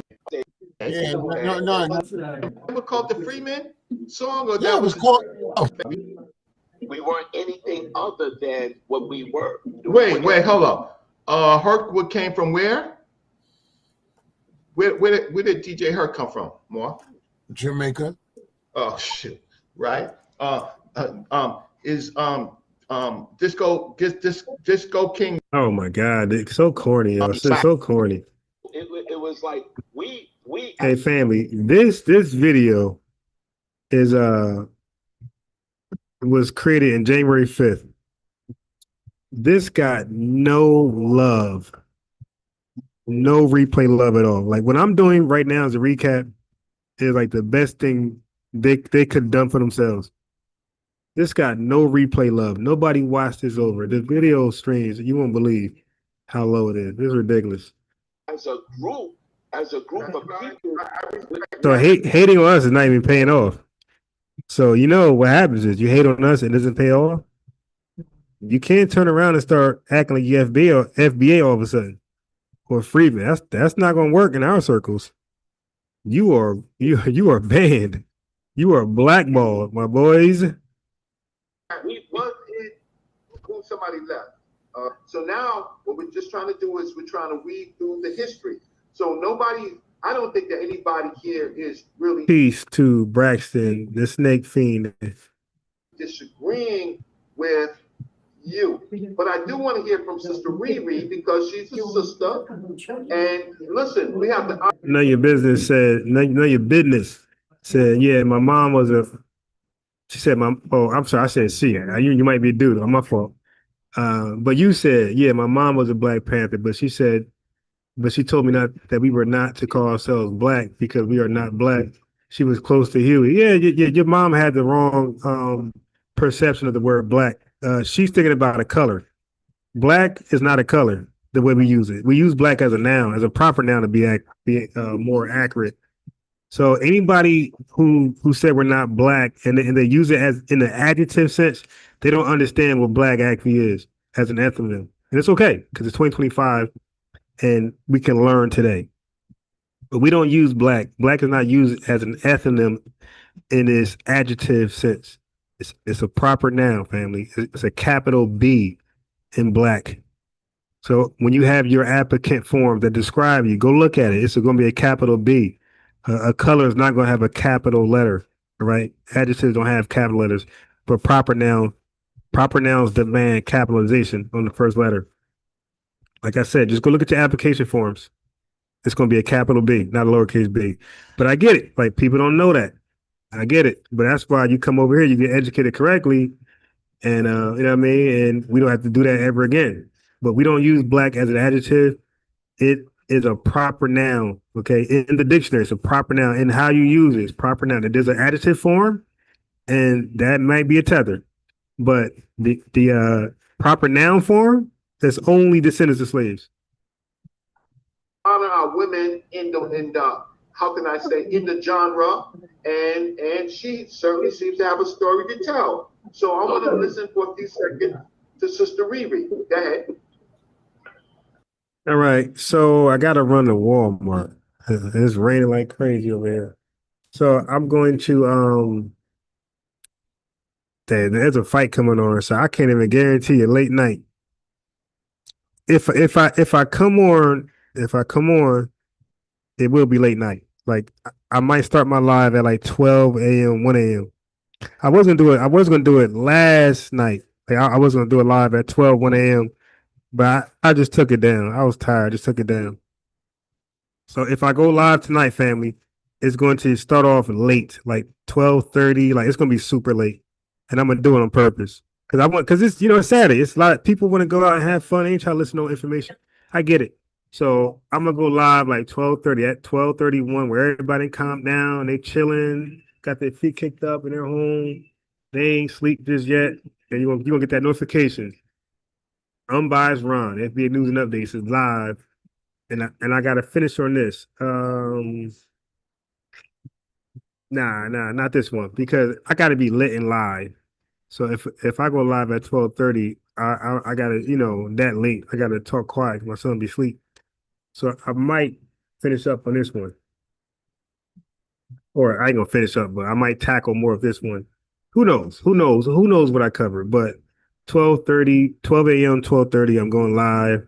I'll probably get off about 2 a.m., something like that, 2:30 a.m. But it's going to be a late live for those who plan to be up. Right. As always, I appreciate all of y'all. Enjoy your Saturday. I don't want you stuck, in the house or doing this, watching, listening to me. Go have fun. Enjoy your Saturday. I ain't trying to rob you of it. And if you're up late, tap back in 12:30. Peace, family. Appreciate y'all. The lineage, all love.